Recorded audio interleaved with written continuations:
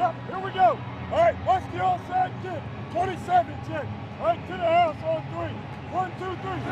Go.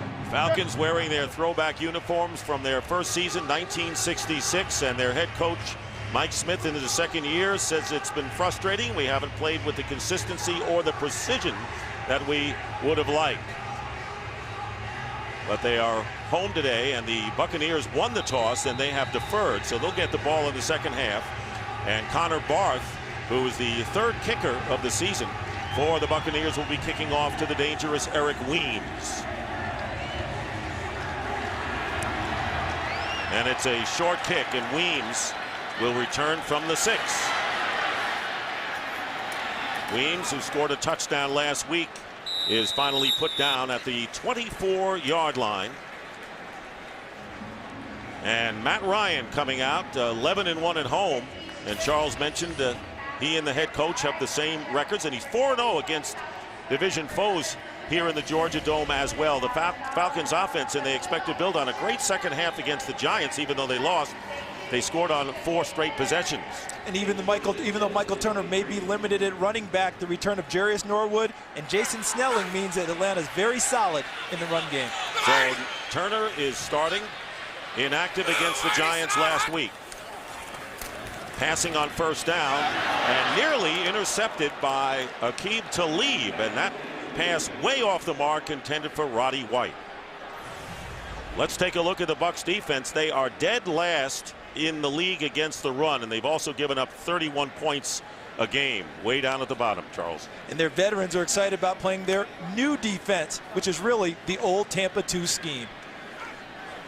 Second down and 10, and Ronde Barber, of course, well familiar with that.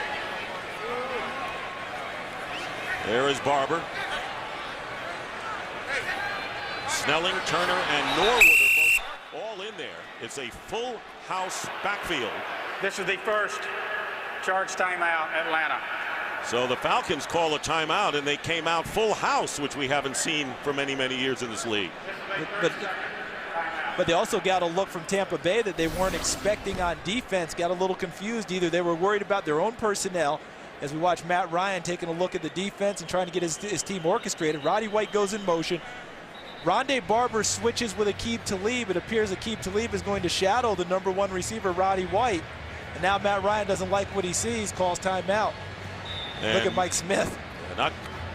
Not a good start for the Falcons at home here, with an errant pass nearly intercepted and then a timeout.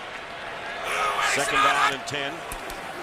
Handoff is to Michael Turner. Gets running room up the middle and gets the first down to the 34-yard line, where Geno Hayes, the weak side linebacker, brings him down.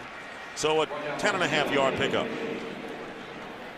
Exactly what they're looking for from their big running back, Michael Turner, who's missed the last game and a half with a high ankle sprain. Did not play last week at the Giants. Had 111 yards on just 9 carries before he was hurt at Carolina.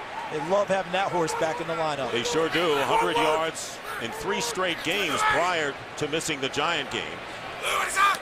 And a first down, and they go to Turner again, trying to get some blocking. And Barrett Ruud will come in and make the play, as Harvey Dahl tried to give him some room off of the guard position. So a gain of 2 will bring up second down and 8.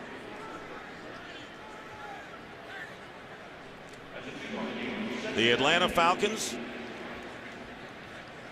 who are right in the thick of the playoff race, coming in at 5-5. Giants lost on Thursday, are 6-5, although the Giants beating Atlanta would have a tiebreaker there. They scored a bunch of points, and on the delay, Turner with the carry and stopped at the 39-yard line.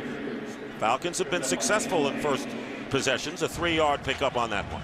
Part of what we're seeing early from Atlanta, Dick, is something that we started to see going back to the New Orleans game, when they were trying to get Michael Turner unleashed.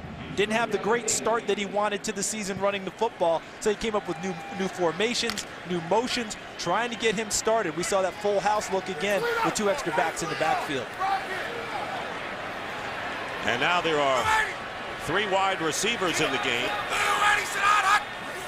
And off of the shotgun, the pass is caught by Michael Jenkins, and Jenkins will have enough barely for the first down to the 44-yard line. So they took out Turner and Mahaley, the fullback, and they went with 3 wides and get 6 yards and a first down. And based on what we're seeing early, with Aqib Talib, the #1 cover guy for Tampa, shadowing the #1 receiver for Atlanta, Roddy White, Michael Jenkins becomes that much more important. He will be a guy today that Matt Ryan may have to go to a little bit more. So there's the matchup right there, Talib shadowing Roddy White.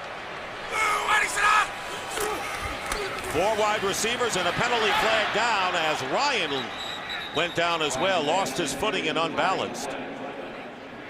But the penalty flag is down, and the first one of the game. Referee today is Walt Anderson. Illegal formation, number 77 of the offense was lined up uncovered on the end of the line. It's a 5-yard penalty. It's still first down.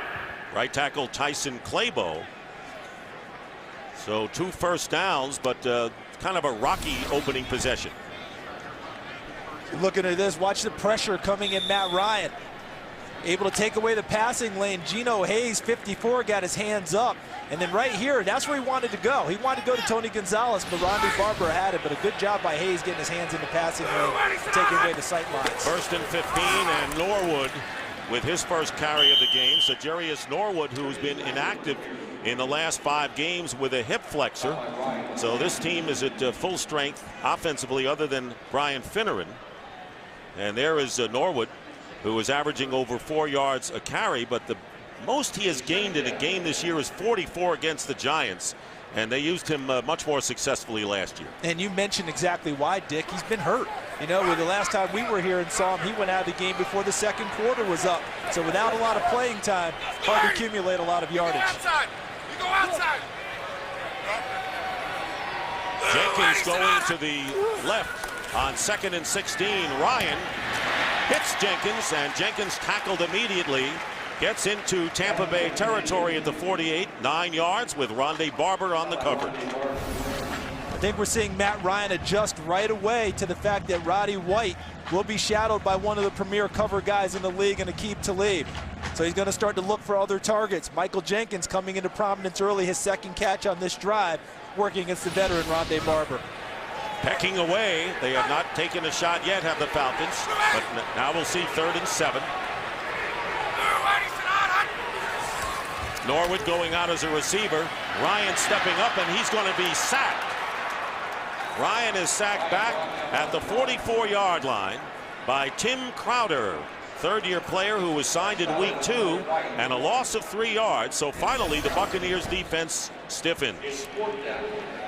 Matt Ryan looking for Tony Gonzalez, and one of the better 3rd down receivers in the league. A great outlet, but the coverage was terrific by Tampa Bay, and the pressure engulfs Ryan. Michael Kanan will kick it away, and Clifton Smith goes back deep for the Bucs. Big rush, and no flag is thrown, and this ball will bounce at the 5, and the Falcons will down it at about the 4. Kanan experienced a pretty good rush, but the official right there. Back to Atlanta, and the Tampa Bay Buccaneers will start their first possession. Chris Redmond warming up, and Cadillac Williams starting from inside the 5, picks up 5 yards. And this is why Chris Redmond is warming up. Look at Styles White land right there on the ankle of Matt Ryan on the last sack that ended the possession for the Falcons. And during the break, Matt Ryan gets up. Whoa. Goes and sits back down. Now he's being attended to. And they're working on his foot. 2nd down and 5 from the 9. Cadillac Williams trying to get the running game going and trying to not take any chances with the rookie quarterback throwing from inside his 5 as John Abraham coming in to make the play. And a loss of 2. It'll be 3rd and 7. And now Michael Clayton is hurt, and Maurice Stovall has gone in to replace Clayton.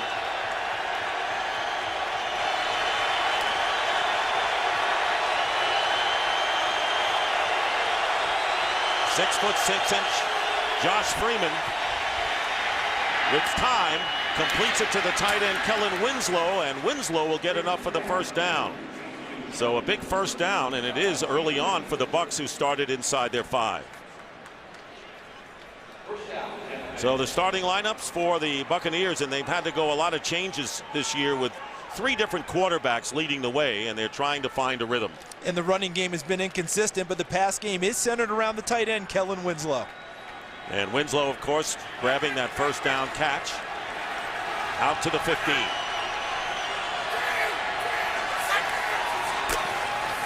Ernest Graham goes in motion. And a big play there made by Stephen Nicholas on Graham. No gain on the play.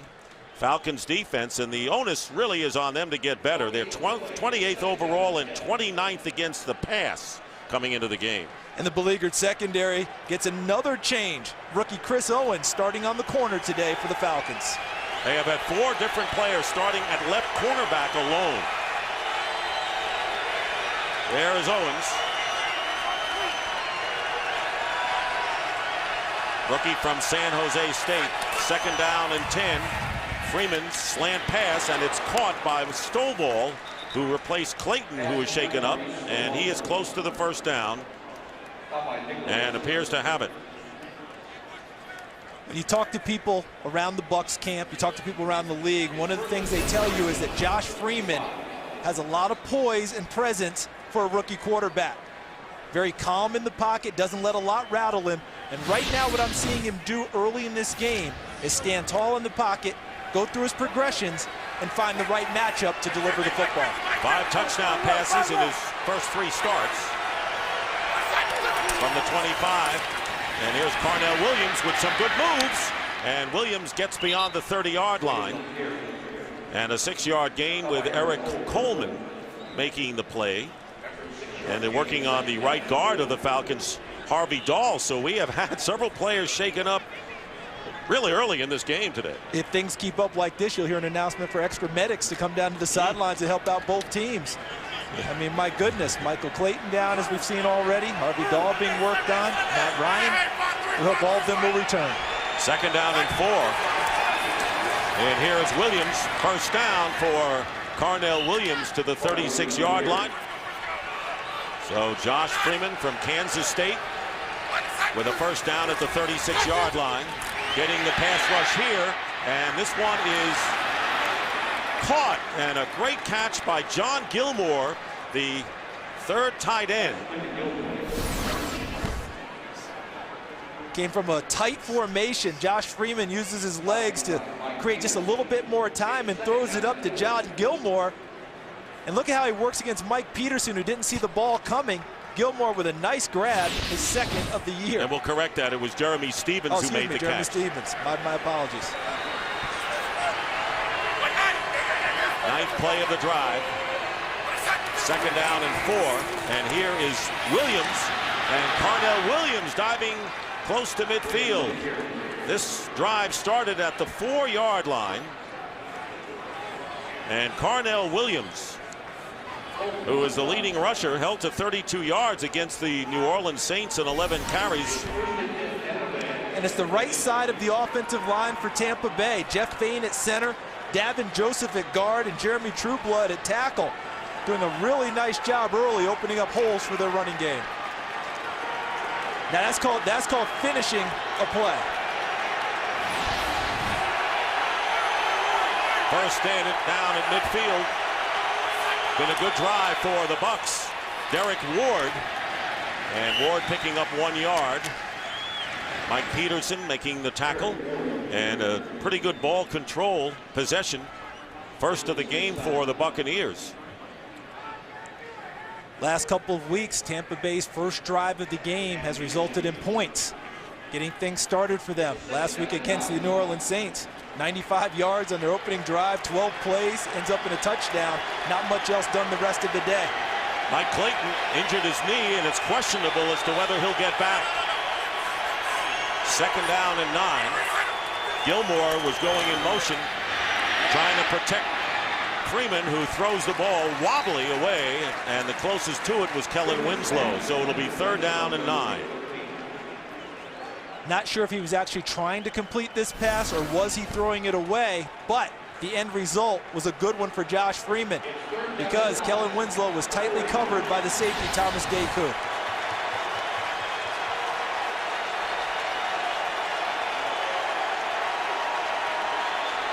Third down and 9.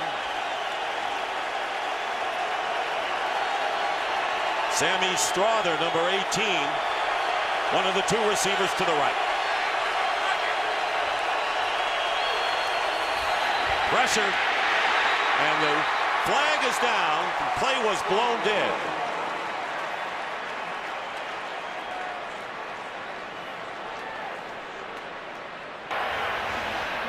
Before the snap, false start, number 85, offense, 5-yard penalty, still third down. It's on the wide receiver, Stovall. So now third down and longer. 3rd and 14 coming up. Raheem Morris, who was actually the defensive coordinator for about 10 days before he was named the head coach. And now he actually becomes the defensive coordinator 10 games into the season. 3rd and long. Let's see if Tampa Bay decides to try and screen here or draw against Atlanta.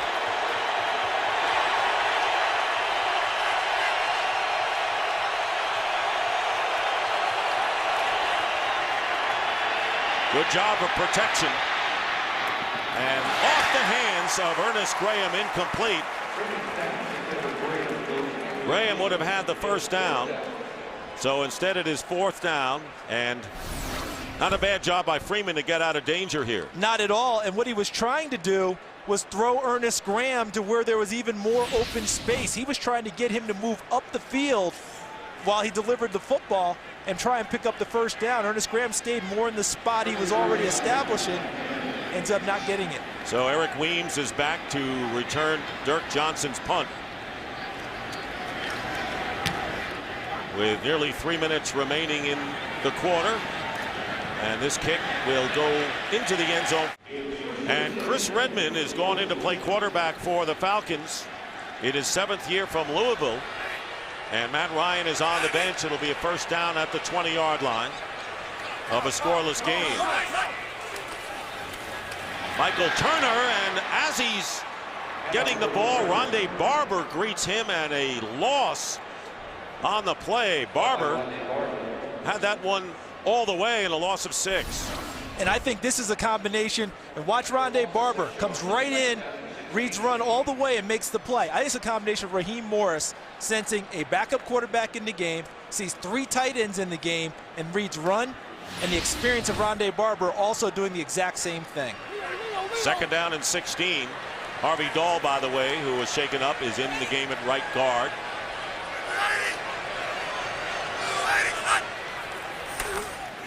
This will be Redmond's first pass of this year, and it is incomplete. Roddy White, and it is an incomplete pass as White did not have possession. And right now, let's send it down for an update with Laura.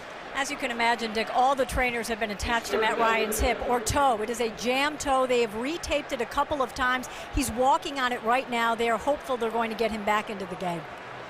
All right, Laura, thank you very much. This is amazing. Teams are in the playoffs, and you never know when the key injury, not that Ryan may be out for that long, we don't know, but how it changes the complexion of things. It changes the complexion of what you have in the ball game, your play calling, and of course how your team will respond with your leader down. Ryan has called every play until today. 3rd down and 16. Empty backfield, and here's Redmond's pass, and it's caught by Tony Gonzalez, and he gets the first down to the 31-yard line. Go to the reliable guy when you need it. 17 yards and a first down for the Falcons. The right side of the Falcons line. Tyson Claybo, the right tackle. Harvey Dahl, the right guard. They protect Chris Redmond very well, and he delivers a strike across the middle to Tony Gonzalez, working against the middle linebacker Barrett Ruud. So a big play and a first down out to the 31. Chris Redmond, who was the backup last year to Matt Ryan, originally drafted by the Baltimore Ravens. And he flips it out to Turner. Michael Turner, but there are defenders there.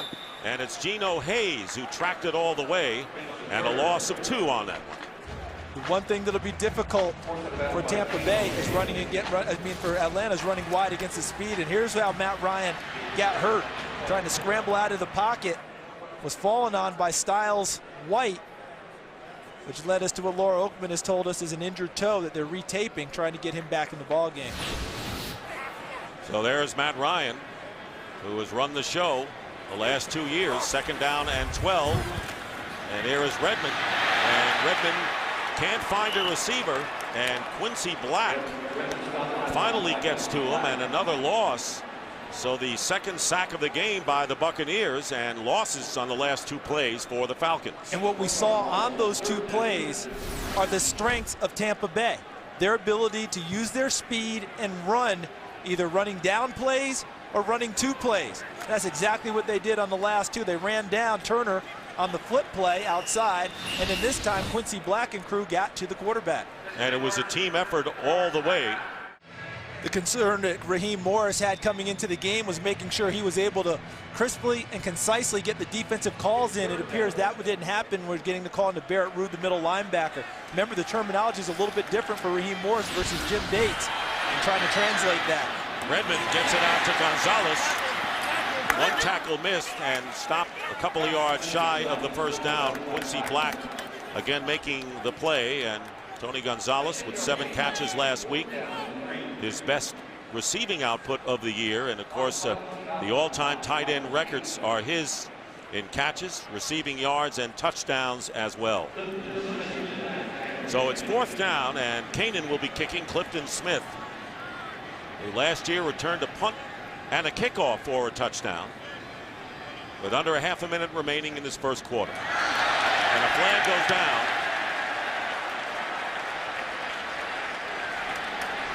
And here is Smith, and another penalty marker down, and that would be a post-kick call. So we'll see how they unravel this with 12 seconds remaining. And they work on Matt Ryan's toe, which is the big issue for the Falcons at this point, without question.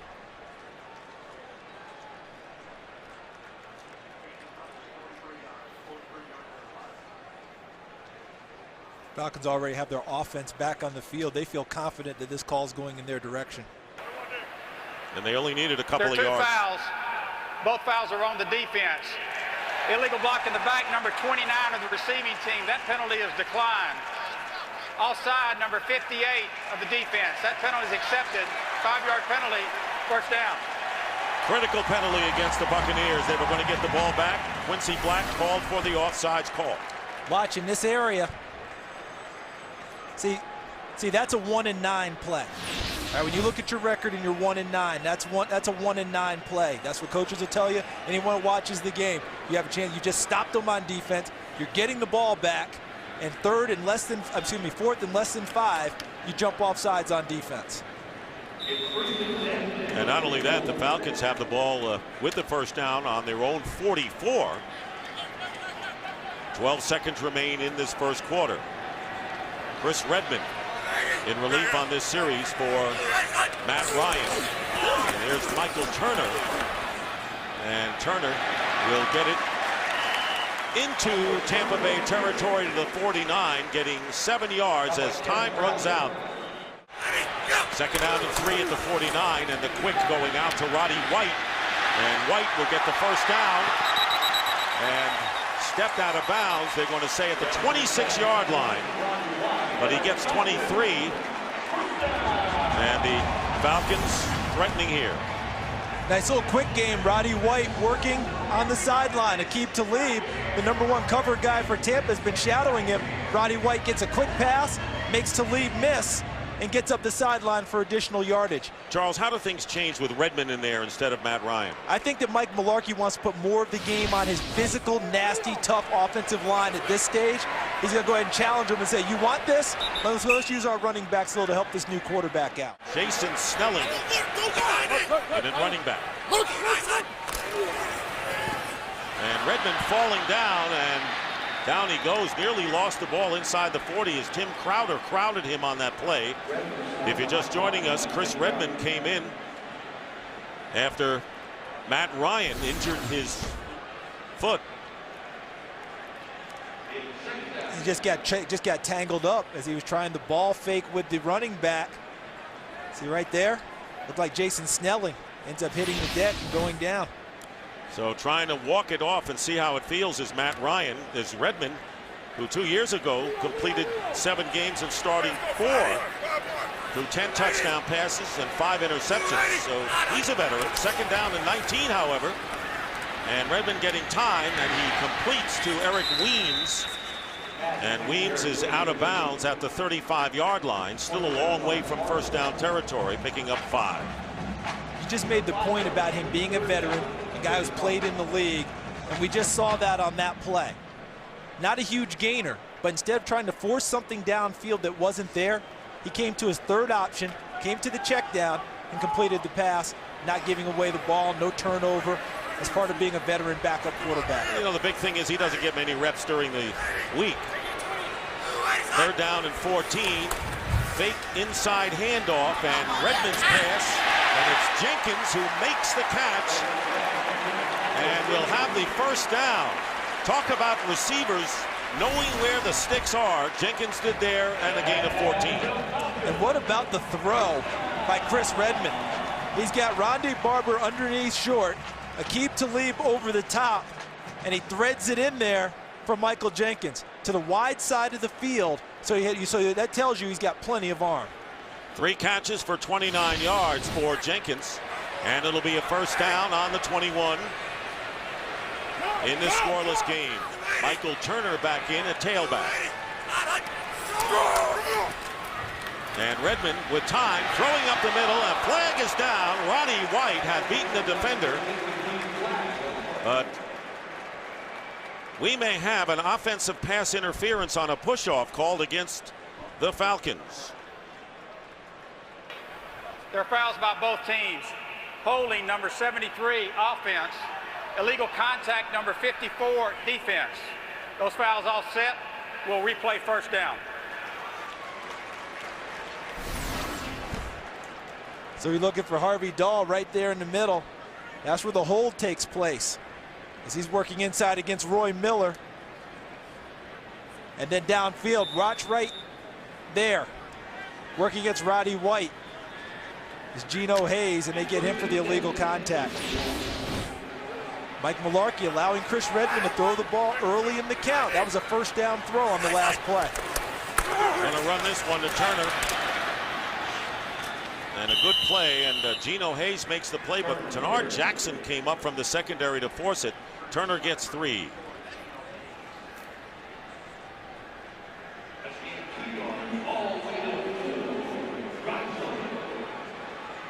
Now Matt Ryan, who's noticeably limping going into the locker room. In fact, he looks worse off here, Charles, than he did when we saw him on the sideline a few moments ago. Well, as the adrenaline starts to settle a little bit, and sometimes the pain creeps in a bit more. There's that full house backfield with Snelling, Turner, and Norwood in there, and they've gone on a delay. Give it to Turner. And the Buccaneers doing a very good job in this first half of run defense. That was Roy Miller, the rookie from Texas. No gain on the play for Turner, who has averaged in 8 carries just 2 yards a clip. That's a pretty good job by the defense. Part of the change with Raheem Morris calling the defensive signals is allowing the defensive linemen to get upfield a little bit more, become better penetrators, not worried so much about taking what they call 2 gaps. One on each side of a man. Now you can get into one of them, get upfield, knife in, and make a play. They did that on the last one. Just go right after it. Just go after it. 3rd down and 7. From the 18, out of the shotgun, is Redmond getting the push, and down he goes, and Styles White. And the 4th sack of the game by the Buccaneers. So Raheem Morris, who has taken over the play calling, and a lot of the players said we prefer this style. They're more comfortable with it. And Styles White, number 91, working against Sam Baker. Great job. Watch how he dipped and then came right through Sam Baker. Remember, Sam Baker's playing with an injured left elbow. That's a tough side to have the left elbow hurt, because that's where the rush is coming from. 45-yard attempt after the 9-yard loss. Struggling Jason Elam. And Elam's kick is good. And there's the scoring drive, giving the Falcons a 3-0 lead on Elam's field goal. Redmond 5 for 6 in the drive, and it was only kept alive because on the punt, the Buccaneers were offside. Quincy Black very aggressive, and the Falcons score, but it's been a kind of a crazy game thus far. Matt Ryan with a jam toe already in the locker room. Redmond has taken over, and the Buccaneers already with 4 sacks against the Atlanta Falcons. So the kickoff into the end zone. And we welcome you back to the Georgia Dome. Matt Ryan with the jam toe, foot out, and Michael Clayton with a knee still on the sideline. And Maurice Stovall has taken his place.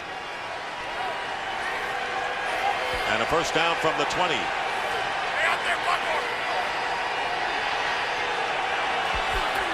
Josh Freeman completes the pass to Stovall, and Stovall gets 8 yards. Second down and 2. Here's Carnell Williams, and he's going to be stopped for no gain by Croy Bierman as we go down to the field to Laura Oakman. Thanks, Dick. All right, as you said, as we saw, Matt Ryan limped into the tunnel with that jammed big toe. Basically, what the Falcons keep doing, the trainers keep retaping it, not having any comfort with it. They're trying bigger shoes. It hasn't fit. So now they are trying to work on it in the locker room, make it more comfortable, and they're still hopeful he's going to be back. Thank you, Laura. 3rd and 2.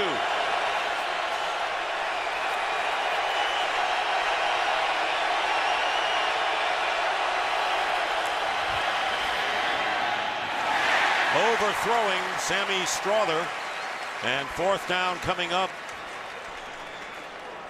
I think that play was really more on Josh Freeman than it was any pressure that Atlanta put on him.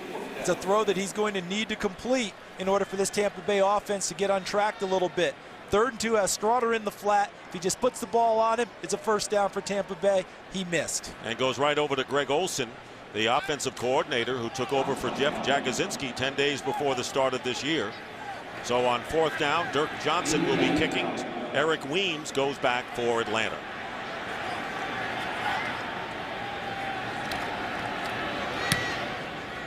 Shorter kick this time, and Weems is going to let it bounce. In fact, not the best for Dirk Johnson. Back here in Atlanta, and a change in the offensive line. Will Svitek has been in for Sam Baker a couple of weeks ago when Baker suffered a sprained ankle. Baker's been shaken up.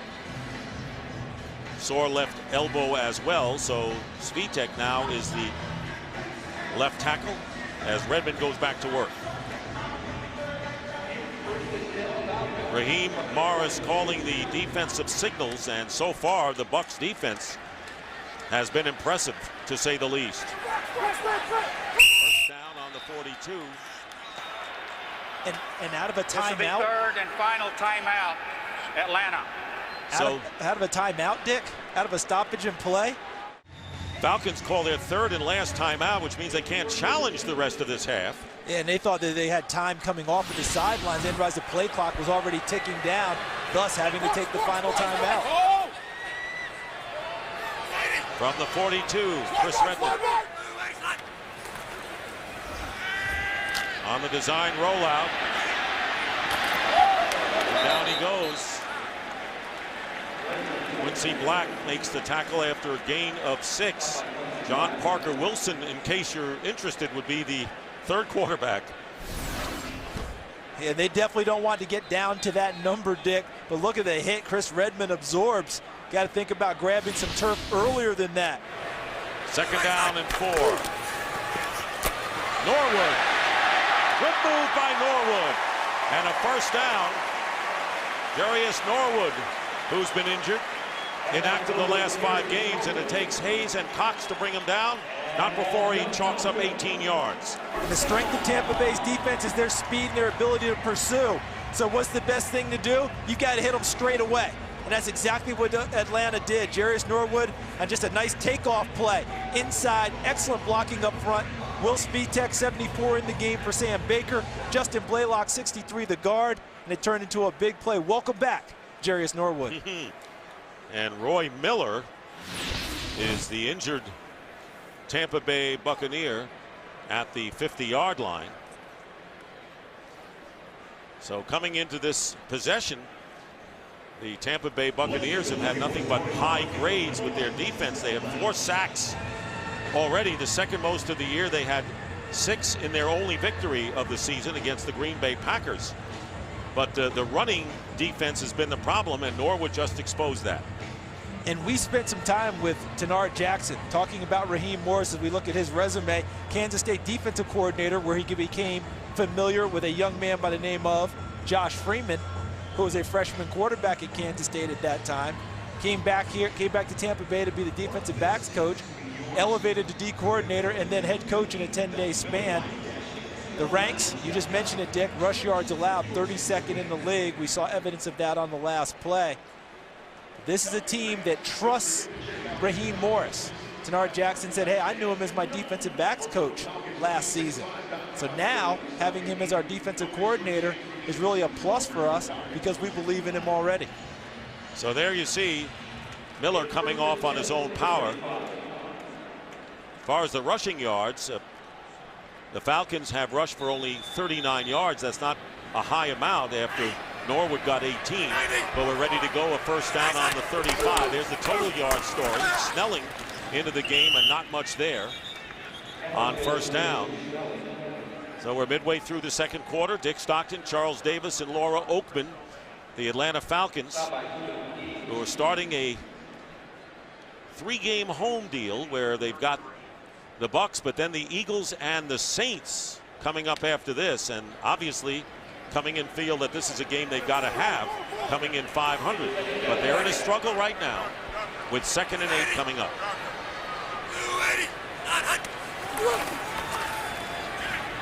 Redmond's pass, and it's caught by Jenkins as he goes out of bounds, and a first down to the Tampa Bay 21. 12 yards on the pass play. Michael Jenkins is off to a nice start. Watch him run down, just turn out a little speed out route, and Chris Redmond, he may be a guy who doesn't get many reps with the first team, but the timing impeccable on that one. Ball's out of his hand before Jenkins is fully into his break. Delivers it, first down Atlanta.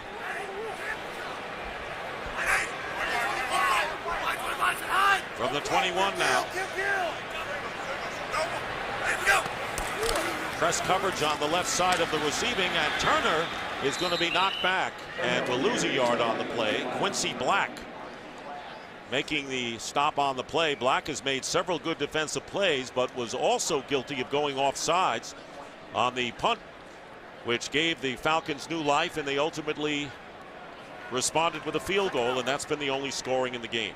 And he responded there with a nice play. Now the young man just going to hang his head about a mistake, comes back, tries to help his defense out. 2nd down and 11. For the double stack with the receivers. And the shovel pass to Norwood. Darius Norwood scores.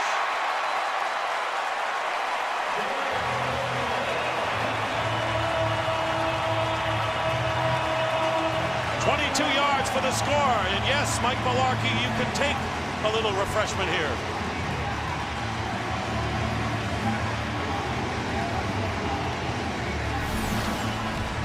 He takes the focus to the double stacked receivers and then hits them inside. See, he spreads both the receivers on each side to the outside, opens up the middle, and they run the shovel pass inside to Darius Norwood for the touchdown. So that's a passing touchdown, and the extra point is good. Falcons have opened up a 10-0 lead with Matt Ryan with the jam toe in the locker room. A 6-play, 58-yard drive. Norwood getting 43 total yards and his touchdown run, making it 10-0 for Mike Smith's team. Redmond, by the way, after missing his first pass in relief, Matt Ryan has hit 7 in a row.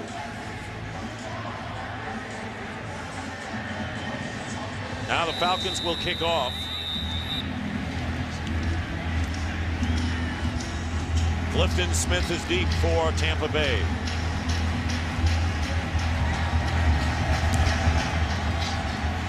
Deep kick by Kanan, and the Bucs will start out at the 20. Take a look. This is what Mike Mularkey does. He puts the focus right there because of the two receivers out there. And you see Rondé Barber, he's looking here. Watch where the play occurs, back over there. See, they got both sides doing that where they got the receivers that have to be taken care of. Mike Mularkey takes the spotlight to the receivers out wide, hits it back inside with Jarius Norwood. And how about Chris Redman? Long before Jarius Norwood got to the end zone, he knew the touchdown was about to happen. First down at the 20.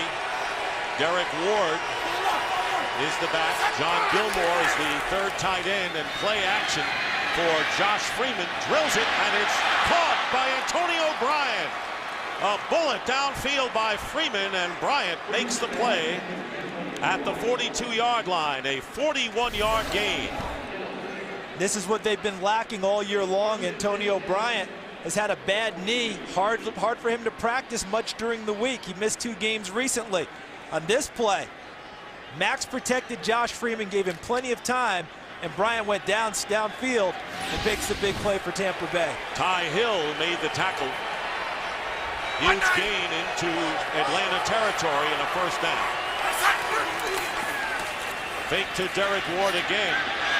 Freeman going left, and another great catch by Bryant, who goes in for the touchdown. That did not take long for the rookie quarterback on 2 long passes, 41 and 42 yards, both to Antonio Bryant for the touchdown, and on both occasions taking advantage of Ty Hill. Have to love Tampa Bay's aggressiveness, coming right back at Atlanta and not just saying, okay, let's just try and run the ball and not let the score get out of hand. Hey, we're coming back right after you. Back-to-back big plays for a touchdown. And Connor Barth with the extra point, and with 5:40 remaining in the first half, the Buccaneers are back in the game thanks to rookie Josh Freeman and Antonio Bryant. 2 tremendous passes. Nice job of ball handling and faking by Josh Freeman.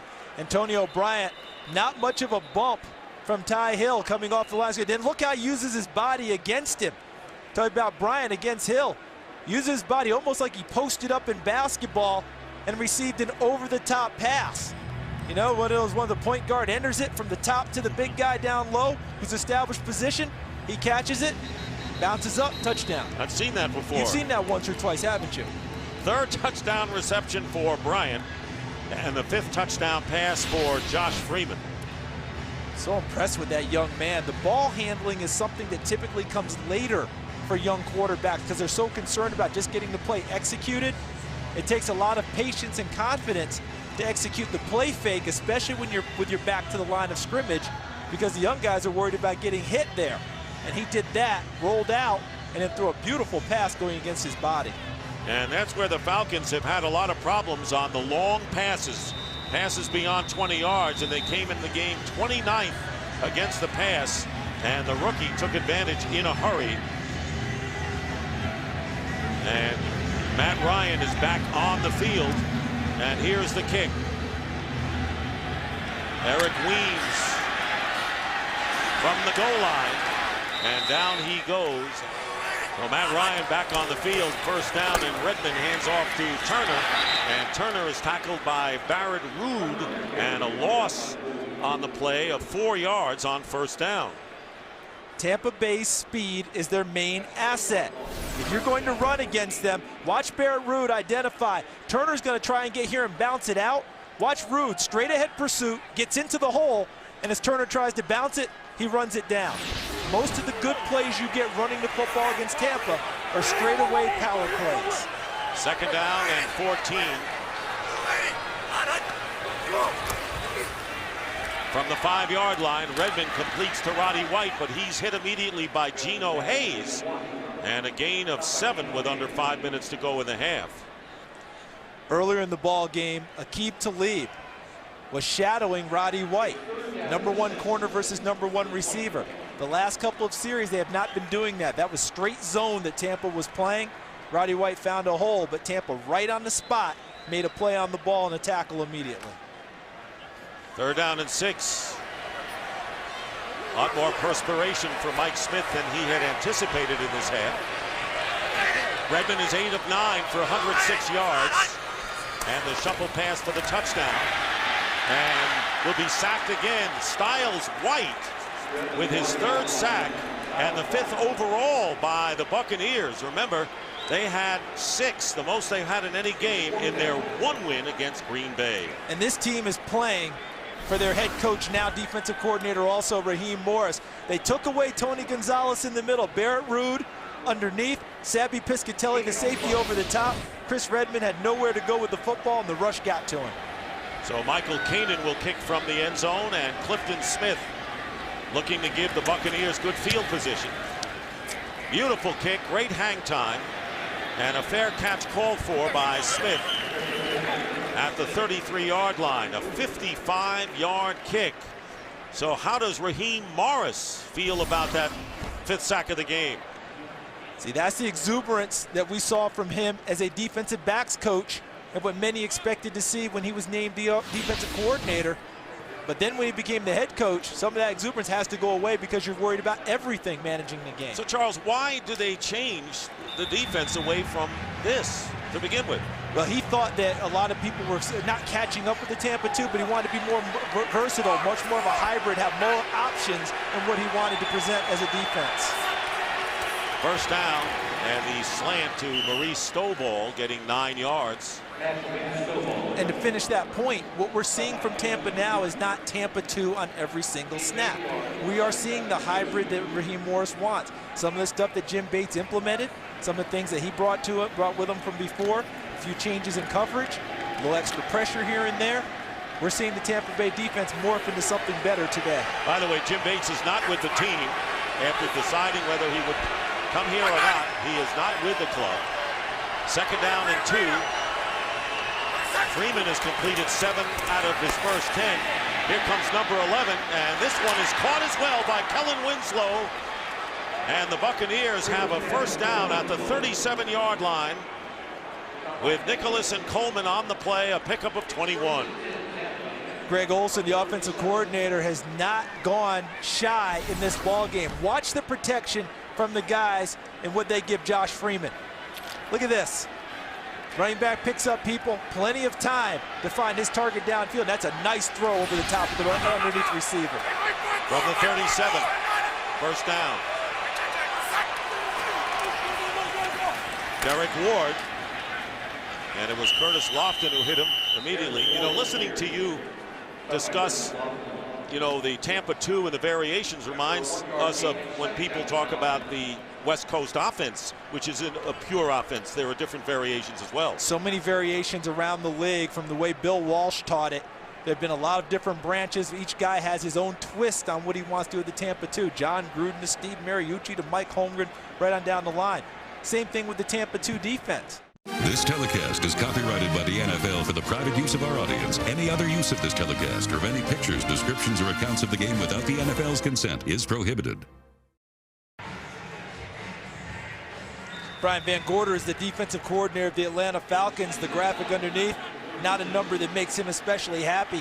2 of those 20-plus yard plays allowed have happened in the game today. 2 minutes remaining and 2 timeouts left for the Buccaneers. They're on the 36 of the Falcons. And the play is blown dead. False start penalty will be against the Buccaneers. Before the snap, false start, number 70, offense, 5-yard penalty. It's still 2nd down. And, you know, Charles, this is a situation the Buccaneers are really, you know, look like they're ignited because of their defense and those 2 big offensive plays. And obviously, they've got to get something here. If they go in 10-7, it'd be something lost, I would think. I think it'd be a little bit of a disappointment the way the offense is moving the ball. You were right. The defense has ignited them. But the rookie quarterback, Josh Freeman, has had ball security issues in past games. Not at all today. He looks poised and confident. There you see the total yardage, and Tampa Bay has most of it. Here is Freeman's pass caught by Sammy Strother, and he'll be, and a flag goes down, and it'll be against the Falcons. See if there's a personal foul. They were a yard short of the first down as Lofton and Chris Owens combined, but it was Lofton. After the play, Personal foul, unnecessary roughness, number 50, defense. 15-yard penalty, first down. And you want to talk about a bad penalty, this is one. Yeah, and this is one you wonder to yourself, okay, did he get pushed into this play? He's already down. And he just dove on him at the end. It's almost like he got caught in between. Do I or don't I? He launches, and he did, and that's going to cost his team extra yardage. And a first down to the 15-yard line, and Lofton, who's having a terrific season at middle linebacker, one of the best linebackers in the National Football League. So it's a first down. By the way, Josh Freeman is 5 for 5 and a touchdown since the Falcons scored their touchdown. And he's got Antonio Bryant to the top. And on the draw play to Ward, and the Falcons drive him back. But forward progress will give him 2 yards, and it was Jonathan Babineau who led the charge for the Falcons. When Josh Freeman took over as the starting quarterback, Raheem Morris was asked, well, what does this mean for your playbook? Do you have to condense it a little bit to help out the young guy? He said, no, not at all. The playbook stays wide open, and why not? Look what they've done in the red zone. You never believe this with the 1-9 record, that they're so good in the red zone, but we'll see. Second down and 8.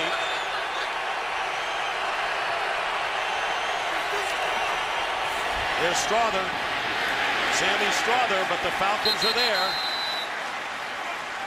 And it was John Abraham,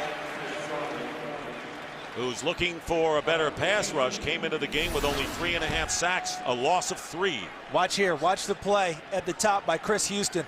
Playing zone, they got a zone blitz, and he reads it right away and sees the swing pass to Sammy Strother, bypasses the coverage with Antonio Bryant, and comes up and makes the tackle. Chris Houston was right there first. So it's third down and 11.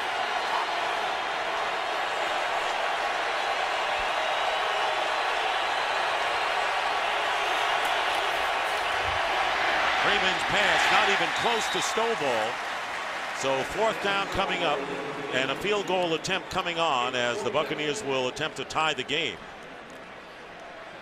Maurice Stovall is a special team stalwart for Tampa Bay, just really working into the rotation as a receiver. They've been trying to get this done for a number of years. It appeared to me that he was trying to he ran a stop route, and Josh Freeman threw to the out. Connor Barth in his 4th game has missed just 1 field goal try. This is from 34 yards. And the kick by Barth.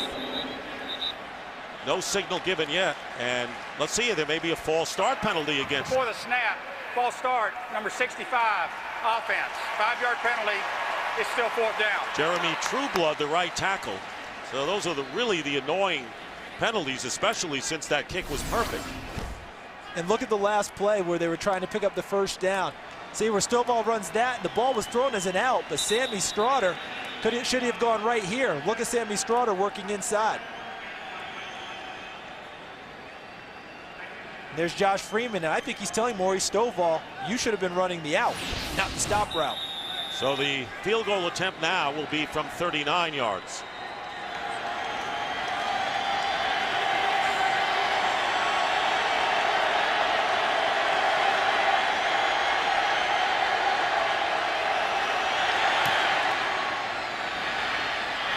And the kick is good. So a high snap, but Dirk Johnson gets it down in a hurry. And so Josh Freeman with 1 touchdown pass, set one up with a 38 to 42 yard back-to-back, and we're tied at 10. I don't think Josh Freeman is shy about going to the veteran players and letting them know, hey, if you didn't do it the right way, let's get it corrected. And if it's and if he's at fault, he will be the first guy to point to himself and say, my bad. He was working that out with Maurice Stovall, whether it was the right route or not. Good job by the youngster communicating with his receivers. You know, he has leadership written all over him, doesn't he? He really does.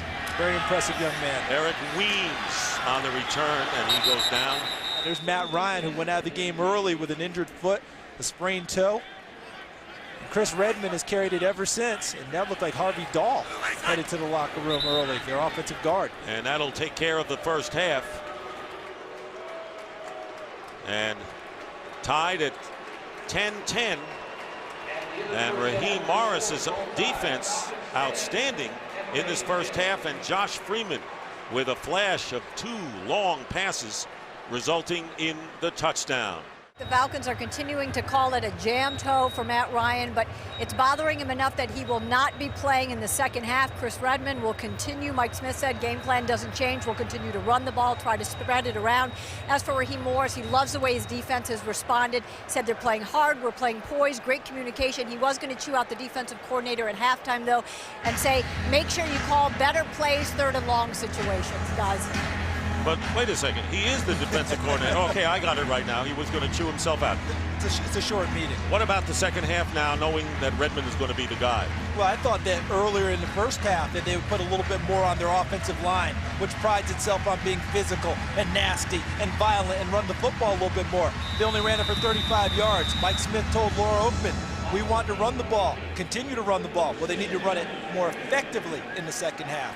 Get Michael Turner off. And the Buccaneers, who won the toss and elected to defer, getting the ball to start this second half, and they'll start on the 20-yard line. And you talk about Atlanta's running attack as we go to their offense briefly.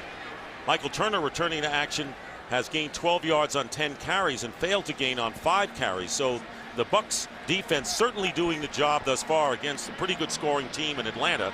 But now Josh Freeman, see what he has in his back pocket in the third quarter. If we flip things over for Josh Freeman, they have not put much pressure on him. What does the book say when you're playing a rookie quarterback? You pressure the heck out of him, get some hits on him, bring the blitzes, try and confuse him. In the first half, he looked very comfortable working against the Atlanta defense. First down from the 20. Throwing on first down, and out of the backfield is Ernest Graham, and he'll get the first down. Graham not getting as much carries as he's gotten in the past now that he is the starting fullback, but a good receiver, and he picks up 15. We spent some time with Josh Freeman, before this ball game, and I asked him, where do you get this poise from? Where do you get this calm, this nature that you have about you? And he says it's a combination of my mother and father, but they both taught me. If you're prepared going into something, there's truly no reason to be nervous about what you're about to face. And he's living that right now in the NFL. First down, and here is Williams. And Williams hit by Curtis Lofton. And a 2.5-yard gain. It was interesting in talking to Josh Freeman about what does a 1-9 team do? He says, well, you actually play make-believe. You make believe you're in the race, that you need a win to get into playoff range and maybe win a division. So you don't get to every snap saying we're 1-9. You have things to think about. Exactly right. He visualizes things forward. He says next year at this time we'll be playing for a playoff spot. I want to get prepared for it now. Second down and 8. Play action, and here comes the pressure. And getting away from Abraham was Freeman, and Freeman gets something out of it and is about 1.5 yards shy of the first down. Lofton makes the play, and boy, did he avoid John Abraham superbly. I thought that this guy here was supposed to be a 250-pound guy that wasn't able to dance in the pocket. But instead, he dances away and gets free.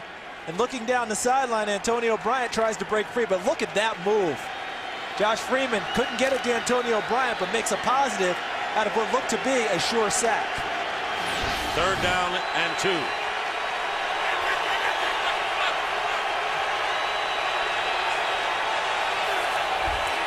Crowd looking for a stop. Freeman looking for a receiver, incomplete. Strother, the intended receiver. Fourth down coming up.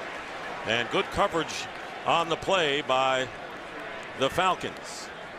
This is a real positive play for Atlanta because of the pressure Croy Bierman brings off of the edge, working against Donald Penn.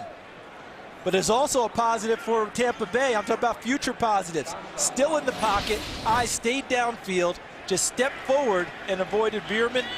Even though the play wasn't completed, you love what you're seeing out of the youngster. Dirk Johnson kicking, and a fair catch for Eric Weems at the 22. Early here in the third, tied at 10. And Brett Romberg has replaced Harvey Dahl at right guard. He's number 66, and of course Will Svitek had been in for Sam Baker, who came into the game banged up at left tackle. First down on the 22. Michael Turner. Play action. And Redmond is going deep for Roddy White, and through the arms of Sabby Piscatelli, who had a beat on the ball. And what they did here was they changed the progression, because Roddy White becomes the deep route, but he was really second. It was a little out and up against Talib, who stays there, and Sabby Piscatelli does a great job coming from center field and almost coming up with the interception. But really what Chris Redmond wanted was to throw it short to Tony Gonzalez. That was taken away by the linebackers. You're right about Piscatelli. He came over there to save Talib, even though he didn't get the ball. Second down and 10, Darius Norwood, who scored the Atlanta touchdown. 10 points allowed. They have 5 sacks. And on the shotgun, here's Redmond going deep. And once again, it was Piscatelli trying to track Roddy White. Flag is down. And if anybody wants to see the old Tampa 2, we saw it in last play. Illegal motion, number 84, offense. That penalty is declined. It's 4th down. Roddy White. All right, take a look. Now, you're going to find Tampa 2 because your linebacker runs down the middle of the field with your 2 safeties working their way back towards the hash marks. See right in the middle, Barrett Ruud running down the middle, taking away any crossing routes that may occur. That's your true Tampa 2 defense, the return made today. Michael Kanan punting and Clifton Smith back deep for the Buccaneers.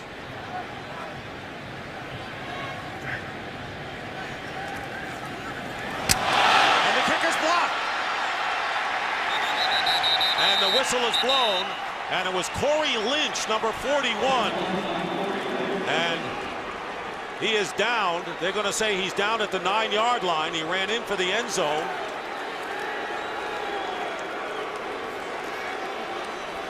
But I believe that the Buccaneers will have the ball on the Falcons' 9. Great block. And take a look from the right side. Here comes Corey Lynch. Does a nice job swimming back inside against Eric Coleman, the personal protector. You always are supposed to protect the inside, first and foremost, ride them wide. He was able to fake him and come inside. Cardinal rule broken in punt protection, and Corey Lynch benefits with the block and the recovery. Corey Lynch in his second year from Appalachian State, and it'll be 1st and goal for Josh Freeman and the Buccaneers, and this pass incomplete.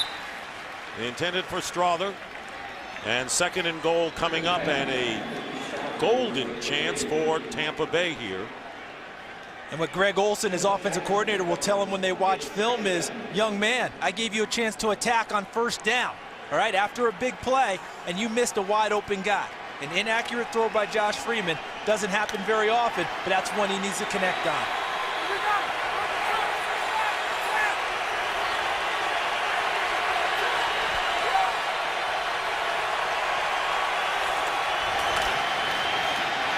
Freeman's pass caught by Williams, and touchdown Tampa Bay. On the flare to the running back Cadillac Williams, an 8-yard touchdown play. And for the first time today, the Buccaneers have forged in front. And this is what they love about this guy. He missed the last pass, right? Did he hang his head? No. Did he let it affect him? No. Look at how well he throws that football. In the perfect spot. The Cadillac Williams, who has really upped his game in terms of getting out of the backfield and catching passes, and it pays off for the Buccaneers. And Williams beating Lofton into the end zone, and Connor Barth with the extra point.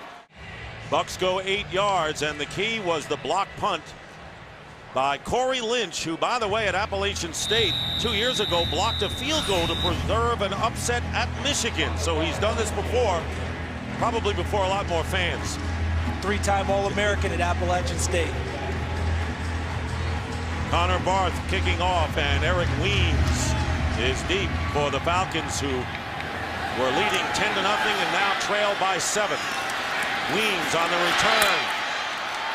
Boy, like a pinball machine bouncing off tacklers, and finally he's down. We've made a lot about Atlanta and their home field advantage, 11-1 for Mike Smith since he's become the head coach, but the intensity level's upped its way to Tampa. Can Atlanta match it now? Michael Turner going outside, and Michael Turner with his best run of the day is wrestled down by Tanar Jackson, shy of midfield, and a pickup of 18 yards. I'll bet you that the Atlanta coaches are telling their guys, listen guys, being home doesn't ensure anything. You've got to play like it matters. And now that they're down, let's see if they can up it, and it seems that they're going to do just that. Michael Turner finally finds some running room in this game. Turner remains in the game and gets the handoff here on first down and picks up about 3 with Styles White and then Tenard Jackson. Tenard Jackson very active as the free safety, coming up to make tough running plays today. He combined with Barrett Ruud, the middle linebacker, who actually over-pursued on the previous run by Michael Turner, but not on that one. And a Falcon is slow getting up, and it may be Michael Turner. This is what happened here. So the free agent pickup of Turner. See how he's down and gets bent back underneath. Wow. As Barrett Ruud finishing off the tackle, but his legs are back underneath him. So when he gets stood up, and then Barrett Ruud bends it back, Tenard Jackson with the initial hit, and there's Ruud finishing it off with his legs bent underneath him awkwardly. So walking off the field is Michael Turner. So the 2 big additions to last year's Atlanta surge. Turner, who was the free agent from San Diego, and the top draft pick, Matt Ryan, both injured today. And Harvey Dahl, Sam Baker, and the offensive line also out. 2nd down and 7. Jarius Norwood is in the game at the back position, and here's Tony Gonzalez, and he'll get the first down at about the 40-yard line. 3rd catch of the game for Gonzalez, good for 8 yards. For a good stretch of the game, they've been able to take Tony Gonzalez essentially out of the offense for Atlanta. But being persistent and smart, you keep trying to find ways to get the ball to the all-pro tight end. The Falcons did just that. 8 catches, 82 yards, and a touchdown. His best showing of the season last week against the Giants. Justin Peele is in the game at tight end as White comes in motion on first down. Play fake, Chris Redmond down the middle, and open for the catch is Michael Jenkins. And the Falcons have a first down to the Bucs 22, picking up 18. Good job by Chris Redmond staying in the pocket, taking the hit, and delivering the ball downfield. Watch out for the play fake to Norwood. Turns his back to the defense, gets his eyes back downfield. Hovan, number 95, gets to him, but watch the route Jenkins runs. And then he gets physical at the end. Rondé Barber came up saying, where's the push-off? Where's my call? Not made. First down at the 22 is Norwood. And a helmet pops up into the air, and it's from a Tampa Bay Buccaneer. And flag is down. Penalty marker down at about the 20-yard line after the 6-yard pickup, and Geno Hayes losing his helmet. Holding number 12, offense. 10-yard penalty. Jenkins for the spot of the foul. called for the penalty. And here's the play. Here's the penalty. Will Svitek, 74, got a firm grasp of Geno Hayes for the Tampa Bay Buccaneers. And now he doesn't have a firm grasp. There goes his lid, too. First down and 16. Redmond going short to Gonzalez. And Tony Gonzalez makes the grab at the 24. 4-yard gain with Black and Ruud making the stop. I'd have to think that the Atlanta coaches now on offense are telling their offensive play caller, Mike Mularkey, every time we go to Gonzalez, it seems like there are 2 guys getting there quickly on the catch. Don't be surprised you start getting some kind of a pump action towards Gonzalez and try and find someone else. By the way, Michael Turner, same injury, the right ankle. He's trying to walk it off. See what Mike Mularkey has on 2nd down and 12. Here comes the cornerback blitz. Rondé Barber. No one blocked him, and the 6th sack of the game for the Tampa Bay Buccaneers, and a loss of 6 on the play. Vintage Tampa Bay. Barber's lines up in the slot, looks like he's in coverage, and then goes straight for the quarterback. The coverage is behind him. No one accounts for him, and Chris Redmond goes down. Did a good job holding on to the ball. Yes, he did. So now it'll be 3rd down and long, 3rd and 18 from the 31. What a distinguished career for Rondé Barber. 4 wide receivers. And the pass, and holding onto it is Roddy White. And Torrey Cox, among others, makes the stop, a 10-yard pickup. So 4th down coming up, and the Falcons will be forced to try the field goal. They moved the ball, but ultimately this is what Tampa Bay wants to see.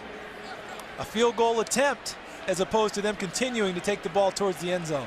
This will be a 37-yard try for Jason Elam, who was successful from 45 yards out of the second quarter.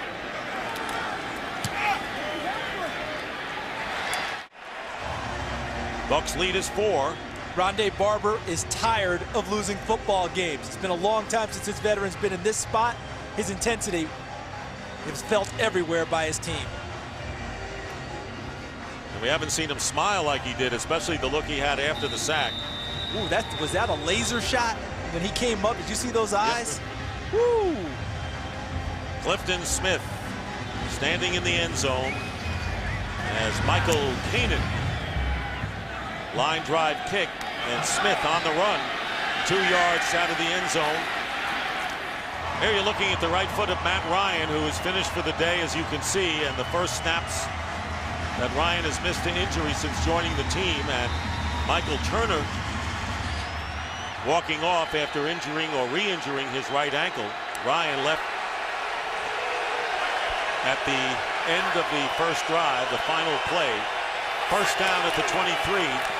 Josh Freeman with 2 touchdown passes in traffic, and flag is thrown, and let's see whether there's a grounding call. Jamal Anderson was right in the middle. There might be holding as well. 98, right? Holding, number 75, offense. 10-yard penalty, still first down. Gavin Joseph, the right guard. And I think that Josh Freeman is fortunate that there was no grounding called on this play. I've been trying to locate a receiver in the area. There's the hold on Joseph right there. But I'm trying to locate someone. Ah, there we go. Derek Ward, 28. Okay, there we go. He got caught in the middle of all those big guys, and I almost lost him. And John Abraham trying to get to the quarterback. Yeah, True Blood and Davin Joseph you probably could have picked from. First down and 20. Back on the 13, and Derek Ward. And now the Falcon defense waking up. Troy Bierman, who doesn't start but comes off the bench with a loss of 2.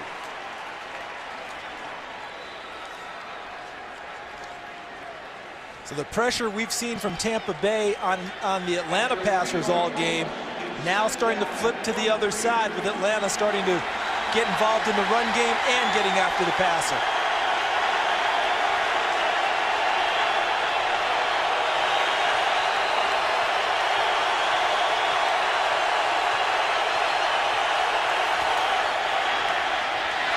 To Bryant. 3rd and 22, and the crowd is full throw here.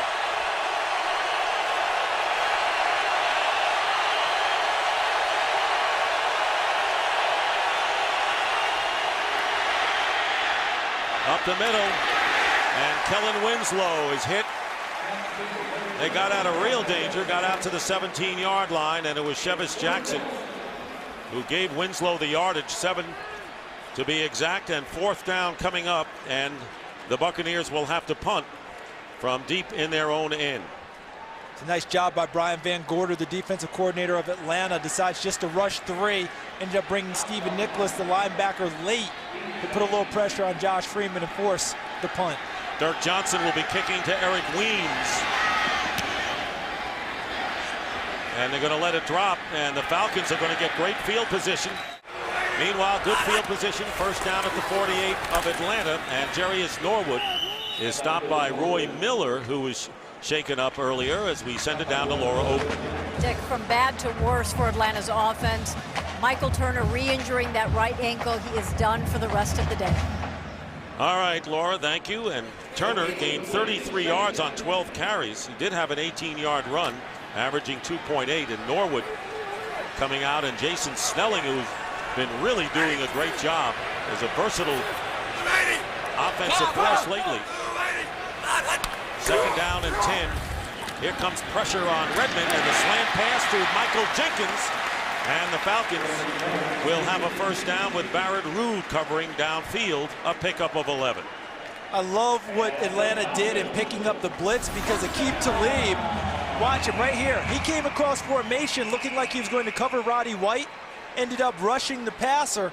They picked it up very well and allowed Chris Redmond time to find Michael Jenkins downfield. Jenkins has 6 catches to lead the Falcons for 70 yards as well. 3 tight ends line up for Atlanta. First down on the 41.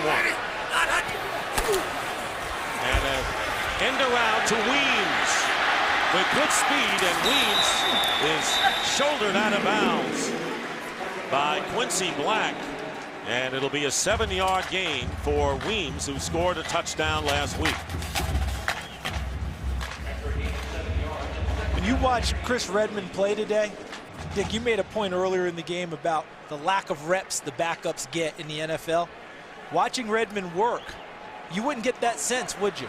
Today, I really believe that his timing has been good, his column has been excellent, and he's doing a very nice job guiding this offense. Makes the most of whatever reps he gets, apparently. Second down and 3, and Snelling loses the ball, fumble. And it looks like Tampa Bay has recovered. Tim Crowder has recovered for the Tampa Bay Bucks, and they'll get the ball back. And the first turnover of the game. And it may have been Barrett Ruud who knocked the ball loose from Snelling. Snelling balls in the left hand. There's Ruud punching it free right there. So when he went to make the tackle, he punched it free. And the one thing that people have said about Barrett Ruud, you love his ability.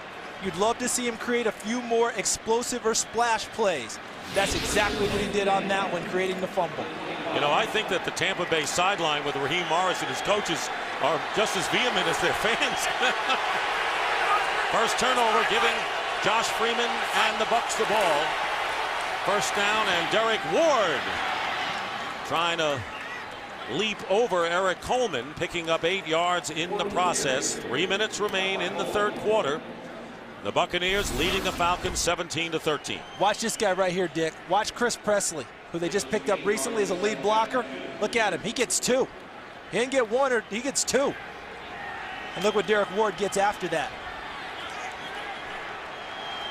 Presley started last week against the Giants. Second down and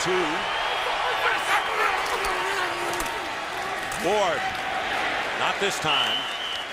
And the Falcons, with Jonathan Babineau leading the way, stopped Ward for no gain, bringing up third down and 2. Really nice job at the point of attack. Jonathan Babineau and his defensive line mates taking away any creases for the running back and spilled it backwards to Jamal Anderson, who cleaned it up. So there you see the Falcons have the worst defense with 2 yards or less to go. And DeMar Dotson for the Buccaneers, number 69, is lined up as an eligible tight end. Third down and 2, play fake. Freeman has all the time in the world, and a great catch is made by Kellen Winslow. And a first down at the 48-yard line and a pickup of 15.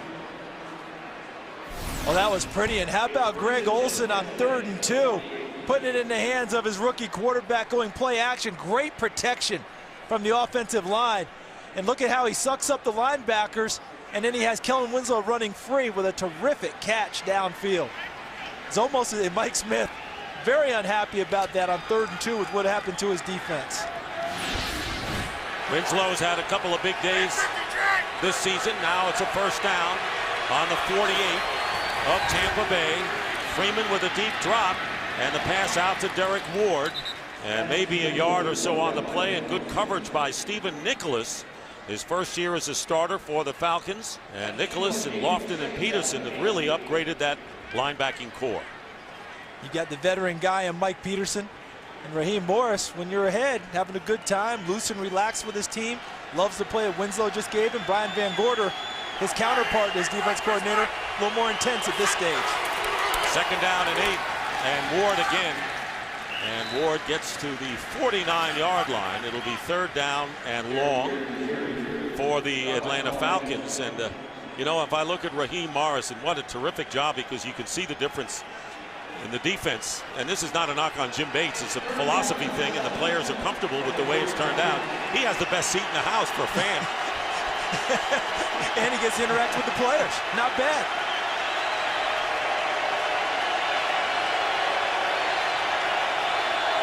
Third down and 7.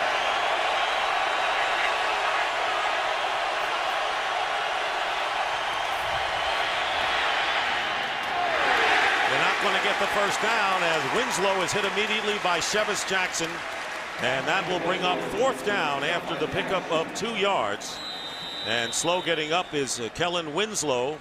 Mike Smith and the Atlanta Falcons 5-5, start of 3 home games in a row, but trailing here 17-13 to the upstart Buccaneers, who have only 1 win. Dick Stockton, Charles Davis, and Laura Oakman with you. 4th down, and Dirk Johnson kicking. Eric Weems will let it bounce. And let's see if the Buccaneers could save it.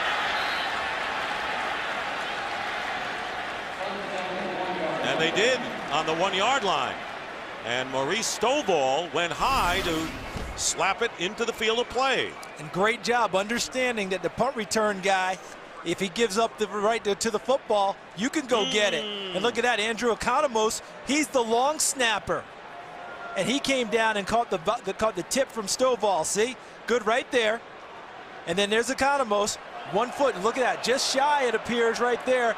Then Torrey Cox, his foot hit the line, but he's falling on the football right now. So that's where you hear the murmur from the crowd. They've seen the replay. They want to know if there's going to be a challenge from the Falcons about the spot. Economos, who played his college football at Georgia Tech. And of course, this would be a play that you would throw the red flag for sure, because it would either be the 20-yard line or the 1/2-yard line. So the challenge issued by Mike Smith.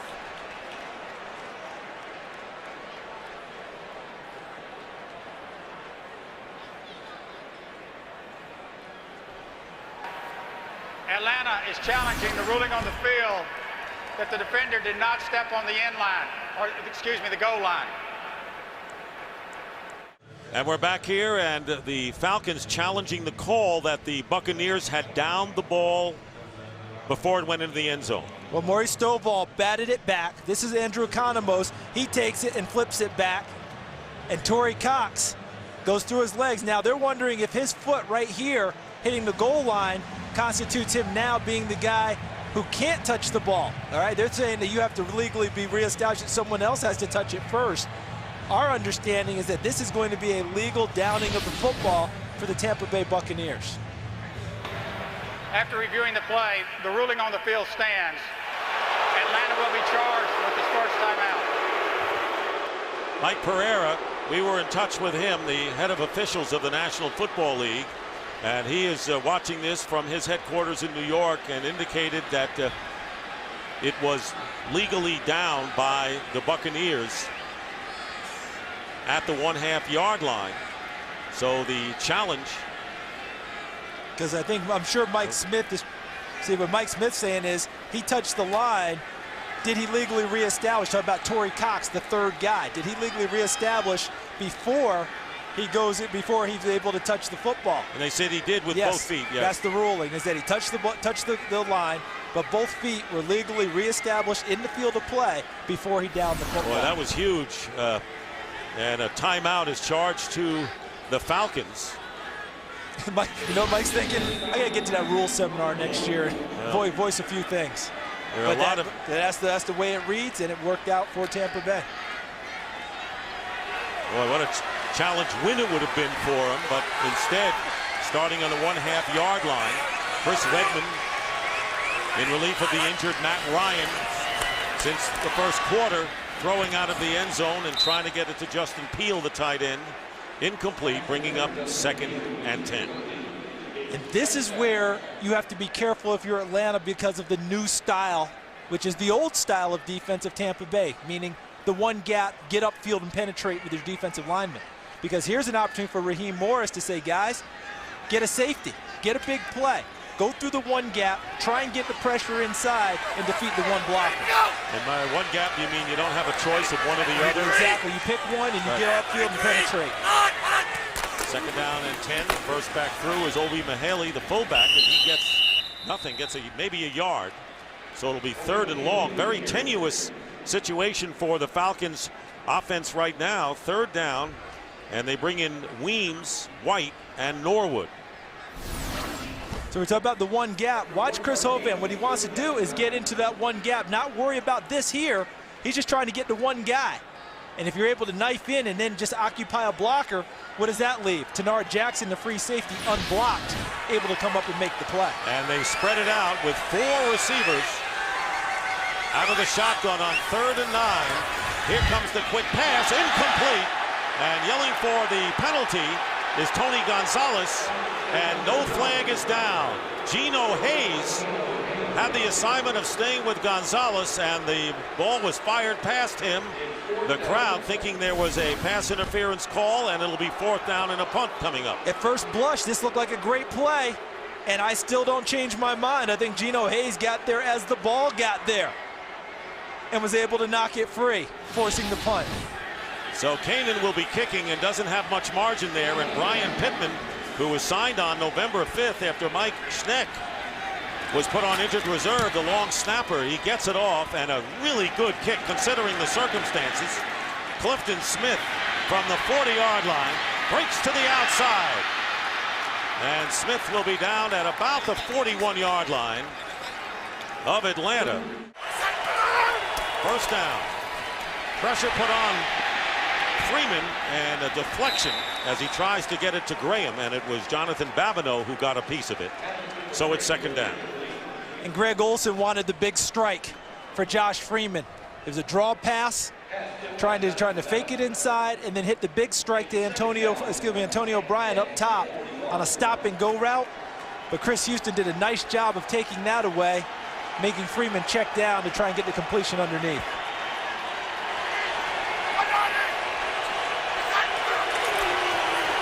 Darnell Williams, and he is tripped up by Curtis Lofton. Low snap, big pressure, and the pass to Straughter incomplete. 4th down coming up, and Freeman did all he could, Charles, to get rid of it in a hurry.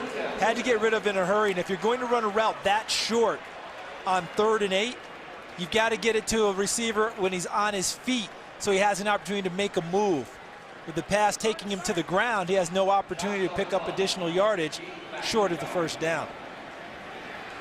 Dirk Johnson will be kicking, and Eric Weems standing at the 10, and Johnson just trying to get it inside, for him inside about the 10-yard line. So it's not the distance. And now a fake. Dirk Johnson being chased and is going to fire this one up, and it is incomplete. John Gilmore was the man he was trying to get it to. And you know something? I don't mind this call at all by Tampa Bay. They're 1-9. They're trying to find a way to gain a real advantage in this football game. There's a flag on the field. Nice job by Coleman knocking it away. But I don't mind at all. Raheem Morris pulling out the stops to try and make a play here. And I'm not sure. Now we may. An eligible receiver, number 53 of the offense, was downfield. That penalty is declined. The result of the play was an incomplete pass. Ball will go over on downs to Atlanta. 1st down. So as a result of that foiled attempt, Falcons, they have good field position on 1st down, and Roddy White makes the catch. Redmond on the throw to the 41 and a 1st down. If you're wondering whether it's a fake or not, watch here, because watch what they do. All right, if it's not a fake, they stay inside and block for the punter. Instead, they're trying to get out on routes, and those were taken away. And if you have any more doubt, watch the eyes of the punter, Dirk Johnson. If you're punting the ball, you're looking straight ahead at your drop. Instead, he's peeking off to the right, trying to find where his receiver's going to be. 15-yard gain for the Falcons. And the handoff to Jason Snelling, who gets 3 yards. So it's interesting that Raheem Morris had in mind for Dirk Johnson. A little trickery there to try to keep the possession, but the plan fizzled when nobody was open. Yeah, Keith Armstrong's the special teams coach of Atlanta. He had them well prepared in case of a fake. They took away all options, and Dirk Johnson back there running around. That allowed the illegal man to drift downfield. You don't really practice that much. He sure did. 2nd and 7. 2 tight ends. Here's Snelling. Snelling tackled from behind, and it looked like Geno Hayes and Jimmy Wilkerson. So before we indicated that Dirk Johnson was shaken up, and he looks like he's in pain right now as they're tending to him on the sideline. This is the 5th NFL team for Dirk Johnson, who was with the Cardinals last year. And typically, if your punter gets hurt, your kicker becomes the next in line. Connor Barth become the punter. Boy, injury's a big factor in this game with Matt Ryan out for the game in the first quarter. Then Michael Turner, the top running back. Chris Redmond has come in and has done pretty well, and this pass is knocked down, intended for Roddy White, and a good play by Derek Roberson. So it'll be 4th down and a good stop by the Bucs. Watch White cutting across the middle. Roberson right at his hip. Rides him a little bit, but does a very nice job getting the front arm in front of the football and knocking it away. So it's 4th down, and Michael Kanan will be kicking. Clifton Smith back deep at the 10.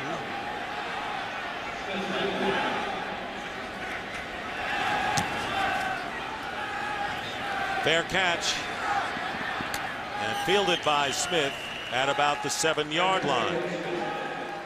Well, the Tampa Bay Buccaneers, who gave up an average of 31 points a game coming into this game, have allowed only 13 thus far. Styles White, 2.5 sacks. Tim Crowder has 1.5 and a fumble recovery, and of course Rondé Barber with a huge sack from the secondary.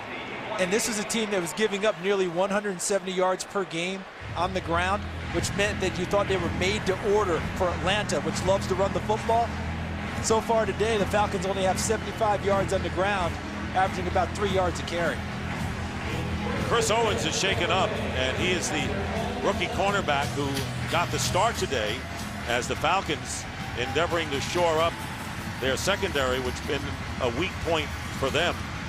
There have been several cornerbacks playing left cornerback. Brent Grimes, Ty Hill. Of course, Brian Williams started the year, went on IR. Remember, Brian Williams was a late pickup in camp who knew the system, played in Jacksonville under Mike Smith, and they picked him up for his veteran leadership and abilities and knew the system, and he got hurt. Tenard Jackson, right, as Chris Owens knocked him off balance, and that may be where the injury occurred.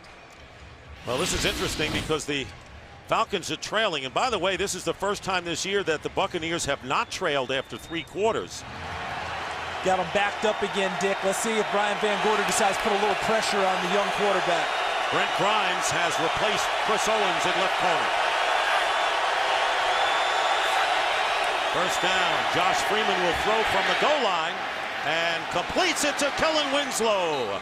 Out to the 25-yard line, getting out of deep trouble, an 18-yard pass play. The Falcons not applying that much pressure with a 4-man rush, which allows Freeman to step up in the pocket and does a really nice job of putting it into a tight slot for Kellen Winslow. Look at that. Pressure way too late, doesn't distract Josh Freeman at all, and he rifles it in to Kellen Winslow. Winslow 6 catches, 53 yards. First down, and here's Williams. And Williams can't dent the middle of the Falcon line. Will pick up 1 on the play. But in this game, the Buccaneers have outgained the Falcons, 242 yards to 228. And the 6 sacks on defense. And a big challenge for Mike Smith's team. First of 3 home games, and it gets tougher, believe me, after this. 2nd and long, and John Abraham, their best pass rusher, came off the field. 2 tight ends for Tampa Bay, and here's Williams, and he takes it out to the 29, where Thomas Johnson limits him to a 3-yard gain. And Here comes Atlanta's pass rushing group now. Abraham comes on the field, 55. Croy Bierman, 71, comes on the field. That means that probably they'll slide Jamal Anderson inside, a defensive end. Normally he goes inside to tackle in this nickel front. Josh Freeman has completed 17 of 26, 217 yards and 2 scores.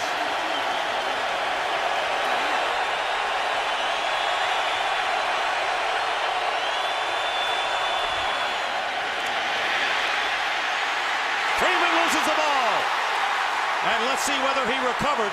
It's close. It was Babineau who forced the fumble. And now we're going to have unsportsmanlike conduct as Jeremy Trueblood loses a helmet as tempers flare. And it was recovered by Freeman, or Williams, I think, but both of them recovered it. And the question now on 4th down, what are they going to do about the punter? The punting situation. Flag, and they'll sort this one out.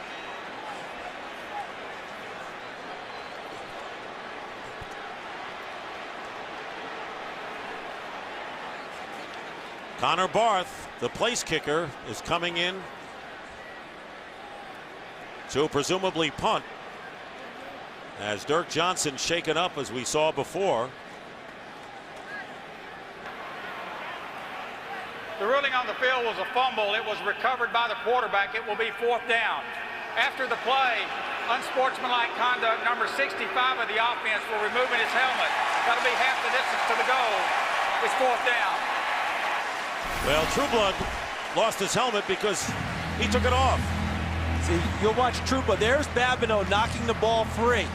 And then at the end of the scramble, bunch of bodies, everyone trying to get involved, and Trueblood took offense. And this is where the penalty really hurts. It's your backup punter in the game, punting from his own end zone. Eric Weems is practically at midfield, so here is Connor Barth.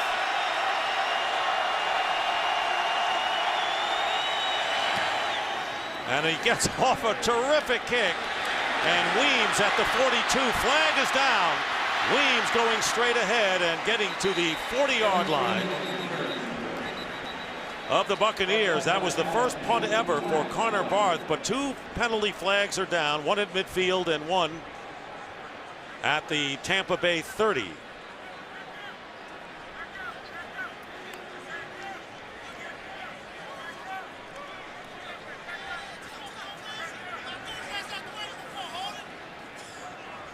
Busy day for Walt Anderson. If it's against Tampa Bay, they may very well make him kick it again, wanting to test his odds on being able to punt it that well, since he's more normally just a place kicker. Dirk Johnson and Connor Barth. Good lesson by Dirk on how to punt. He gave him a quick one, didn't he? It's like your golf pro giving you an emergency one before before you go out and get that extra 9 in. Right at the range. There is no foul on the play. The action was by a member of the kicking team player after the ball was kicked. It'll be 1st down Atlanta. How happy is Connor Barth? You may not have to go punt again right now? We're good. Matt Ryan, at quarterback for the Falcons, has been out since their first series of the first quarter.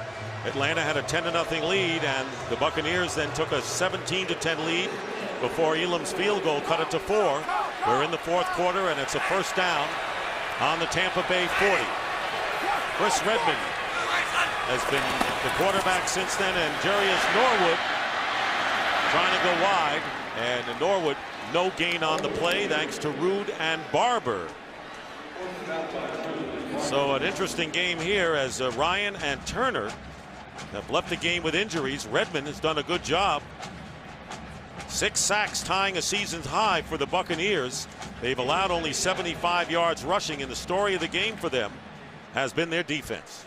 Been aggressive, and looks like they've had fun right from the opening snap, almost as if they've been unleashed a little bit. Raheem Morris certainly has had fun. 2nd down and 10. Redmond has the ball knocked away, and it's an incomplete pass. He was in the act of throwing the ball. Good pressure from Roy Miller, the rookie from Texas, who has played well as a backup for the Bucs. Roy Miller right in his face. Redmond's arm trying to come forward, and it does. And Walt Anderson, the official, the referee, right on the spot, immediately signaling incomplete pass. Good call by him. So far, Tampa Bay winning first and second down, leading to these third and longs that have hurt Atlanta. Falcons are 3 for 11 on third downs, but 0 for their last 6. They need 10 yards. And here's Redmond. He gets time, and the pass thrown underneath. Norwood makes the catch, but short of the first down by about 4 yards. And it's 4th down, and nothing yet from the Atlanta bench. I think they're thinking about going for it. You're almost in that in-between land. It's a long field goal for your kicker. Your offense, you know, you finally tilted field position your way. Maybe you take a shot right here with 7:40 and counting on the clock. So what does Mike Mularkey dial up now for the Falcons as Jason Snelling is lined up as a receiver way to the right?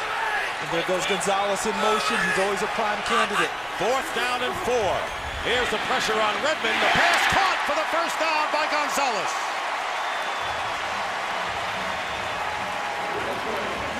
Clutch catch by Gonzalez, and Redmond put it right there for 9 yards and a first down to the 25. And watch here, across motion now. There he is, 88 in black, Gonzalez. He's covered on this play. But Chris Redmond decided, I'm going to let you win the one-on-one battle against the defender, and I'm going to throw it up there for you anyway, Mr. All-Pro. And he beats Tenard Jackson to the football. And Raheem still doing the jumping jack deal, but settles down when he sees the first down. Tenard Jackson was defending against Gonzalez, and Torrey Cox is the injured Buccaneer. See, I'm sorry. It's not always the issue of whether the guy did a good job or not on defense.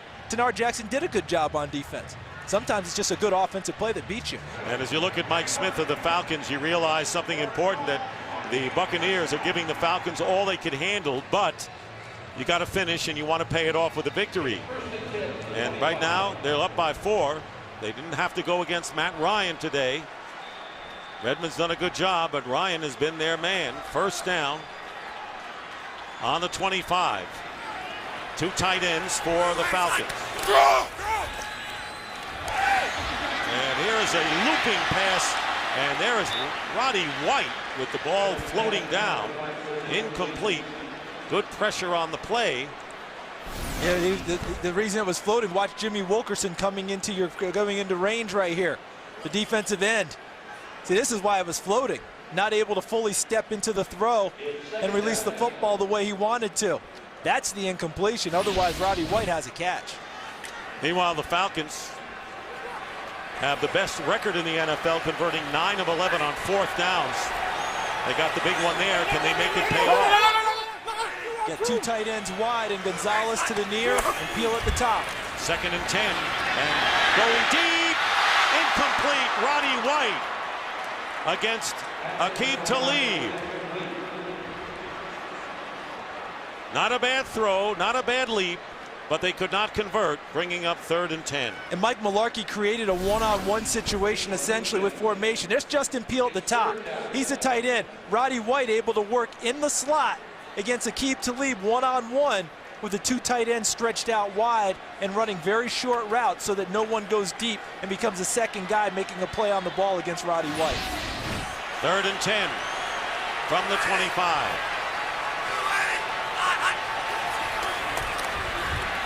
Redmond and a deflection, 4th down.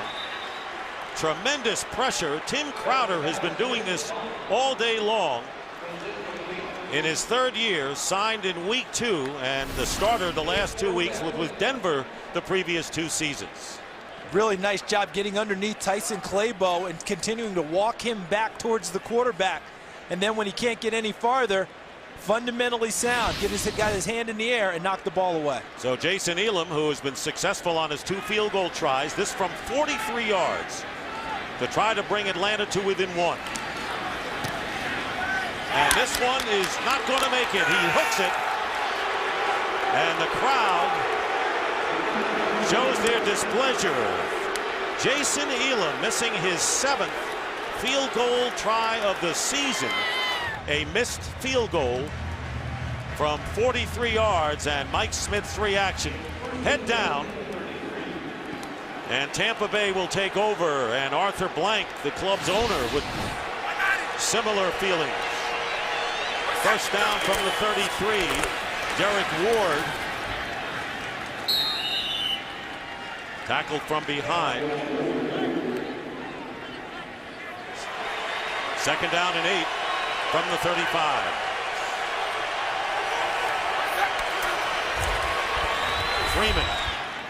Freeman completes the pass to Antonio Bryant. Bryant, of course, the receiving hero, caught a 38-yarder and then a 42-yard touchdown pass for the big touchdown for the Buccaneers to give them the 17-10 lead. How about that? Falcons trying to stack the line of scrimmage on the last play, Dick. 8 guys in the box, and the Buccaneers said, forget it. We saw the count, we'll throw against that. Chris Owens back in the lineup at cornerback. Inside handoff to Ward, going outside with it. And tackled by John Abraham after a pickup of 3.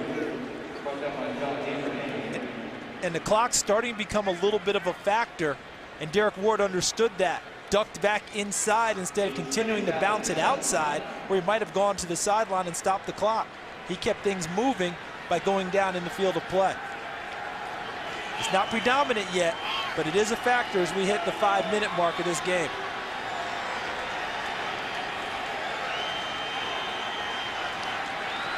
Buccaneers have 3 timeouts left. Atlanta only 2 as a result of losing a timeout as a result of a challenge. Play clock running down, and now a timeout is called before the 5-yard penalty. So that'll be the first timeout by Tampa Bay. Second down and 7 on the 49. Flag is down. And a false start call against the Buccaneers. False start, number 28, offense. 5-yard penalty, still second down. Not just a penalty, but the clock doesn't start for them again. You're telling me that this game is the appetizer for the Florida-Alabama game? Tell you what, you're going to see this plays orange and blue and crimson and white come next Saturday afternoon. Probably starting around Wednesday, Atlanta will be painted in those colors. Second down and 12 with 4:46 on the clock. Derek Ward on a delay, and Ward gets to the 49 of the Falcons. They still need 5 yards. Curtis Lofton making the tackle, a 7-yard pickup as we approach 4.5 minutes remaining. Each team with 2 timeouts left. And Straughter coming in, very exuberant receiver. He's been their best 3rd down guy that they've been trying to develop. Torrey Cox goes off in a cart. Cox with a hip injury. 3rd and 5.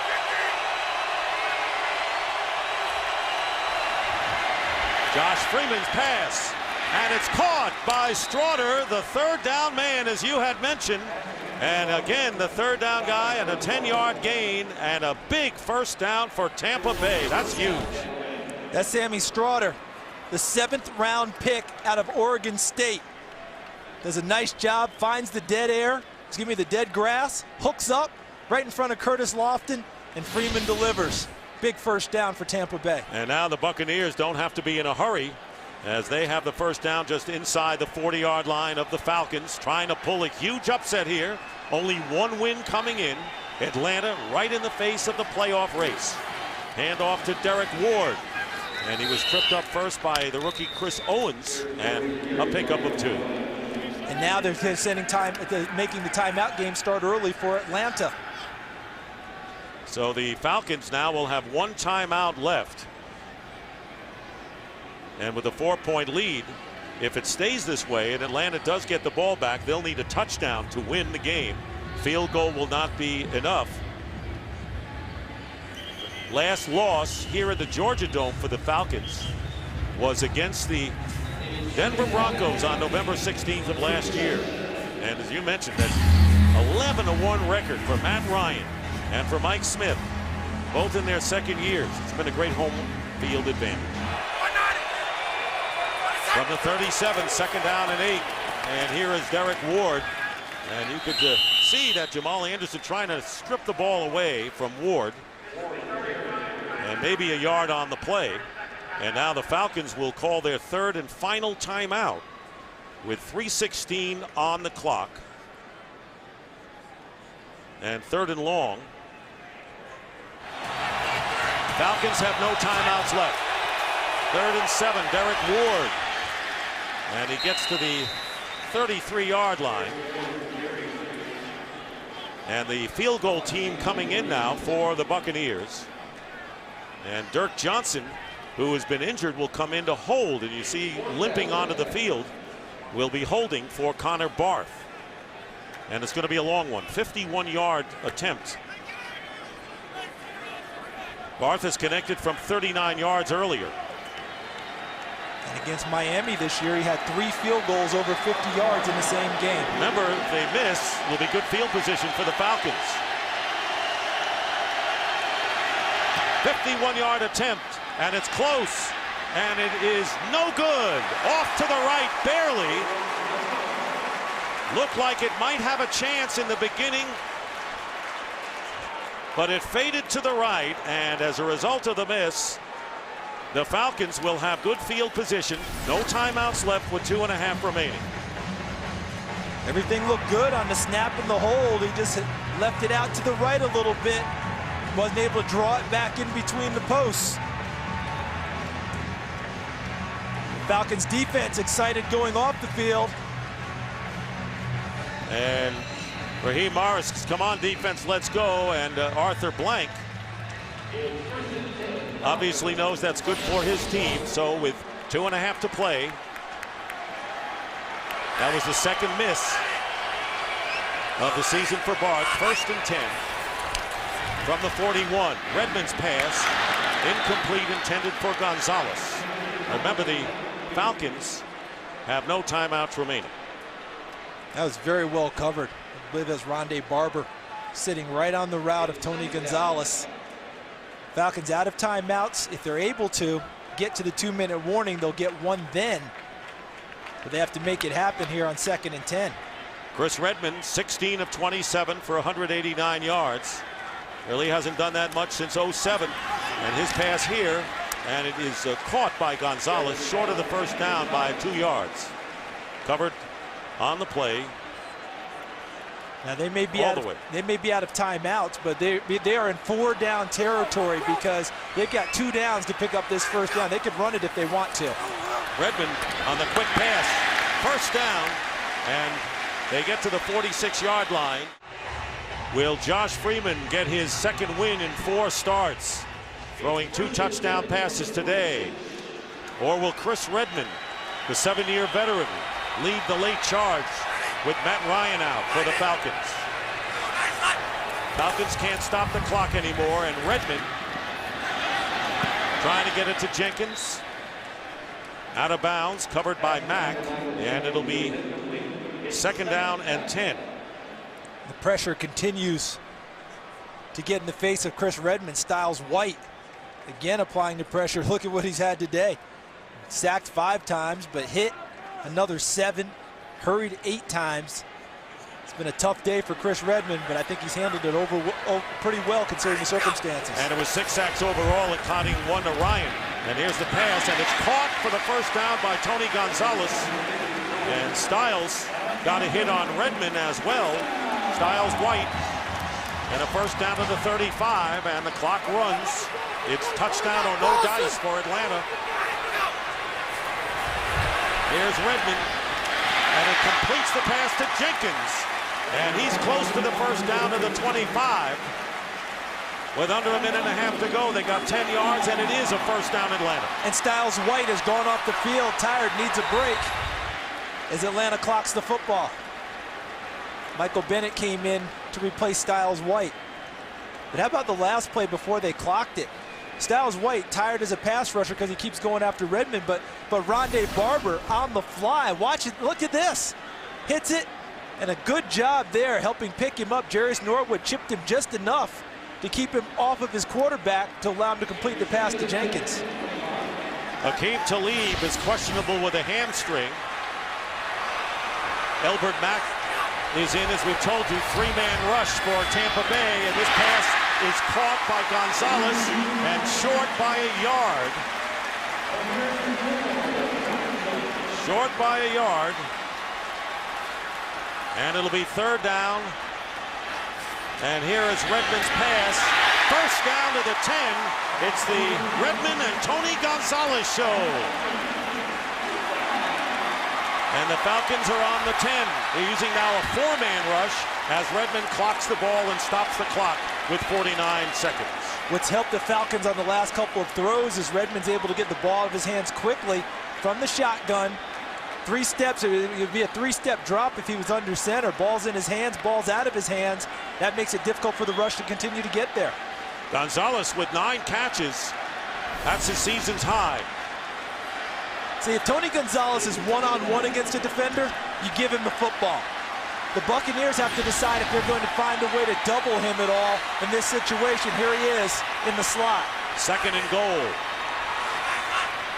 Marty Booker is into the game. Redmond's pass, and it's dropped. Booker was hit hard, and there is White with a couple of blows with Elbert Mack. Mack is playing the left cornerback spot, and Roberson in right corner. They bring Booker in for this one play here. And he goes right inside, right into the teeth of the defense. Well played. Quincy Black, the first guy to the football, knocks it free. Third down and goal with 24 seconds to go.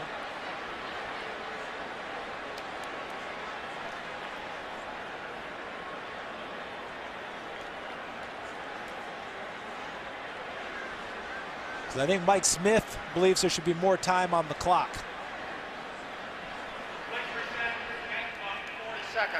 40 seconds. Pretty big difference. Yeah, Mike's saying 44, but I think he's gonna have to settle for 40. But that's better than the 24 that he was looking at.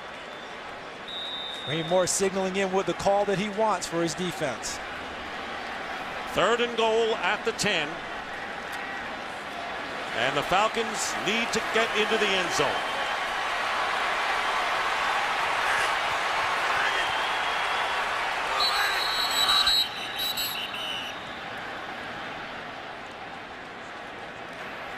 This is the second charge timeout. Timeout called by Tampa Bay.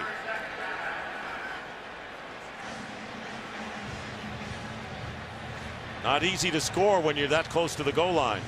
It's because you have the back of the end zone that becomes an extra defender for you. There's no threat of any receivers running past defenders. So what they do is they guard the goal line and make you throw the ball over the top, which is a much tougher throw to try and complete.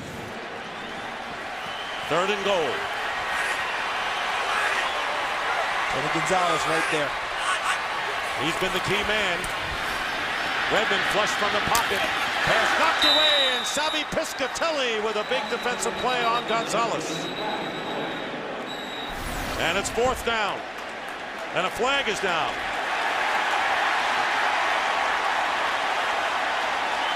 Penalty flag down.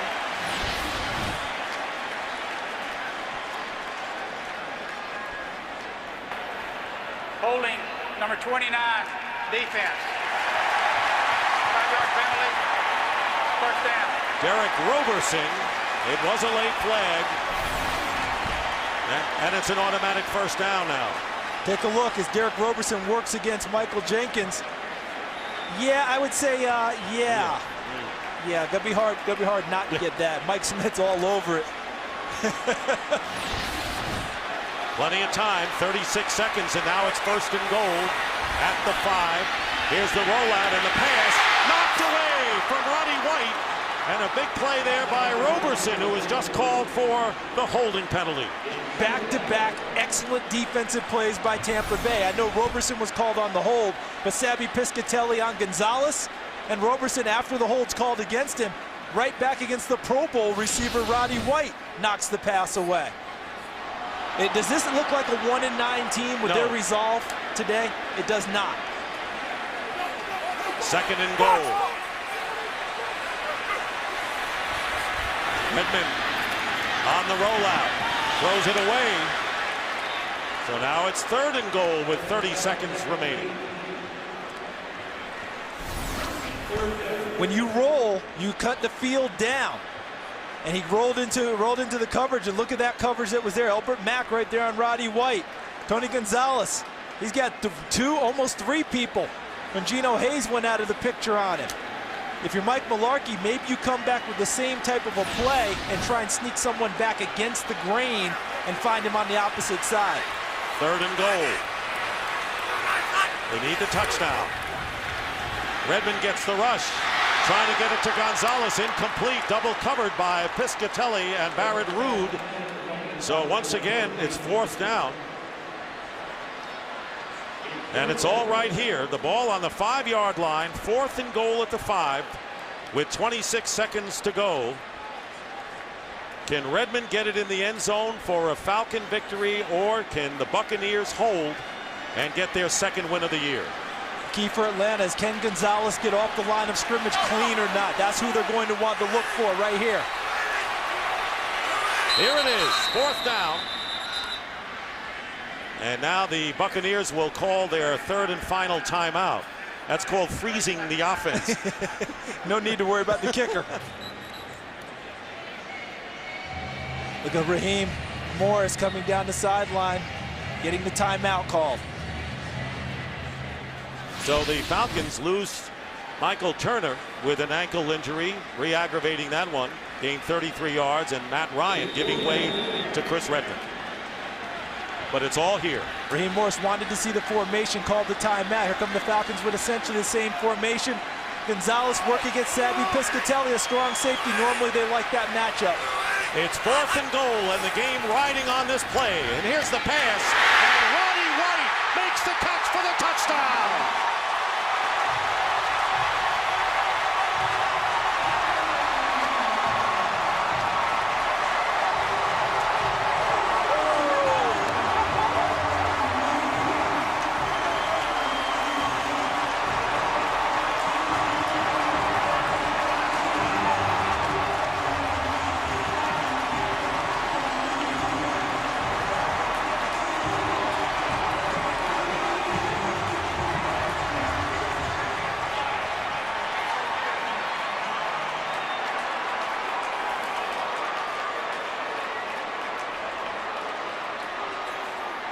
Roddy White with a 5-yard touchdown catch, and the Falcons take the lead.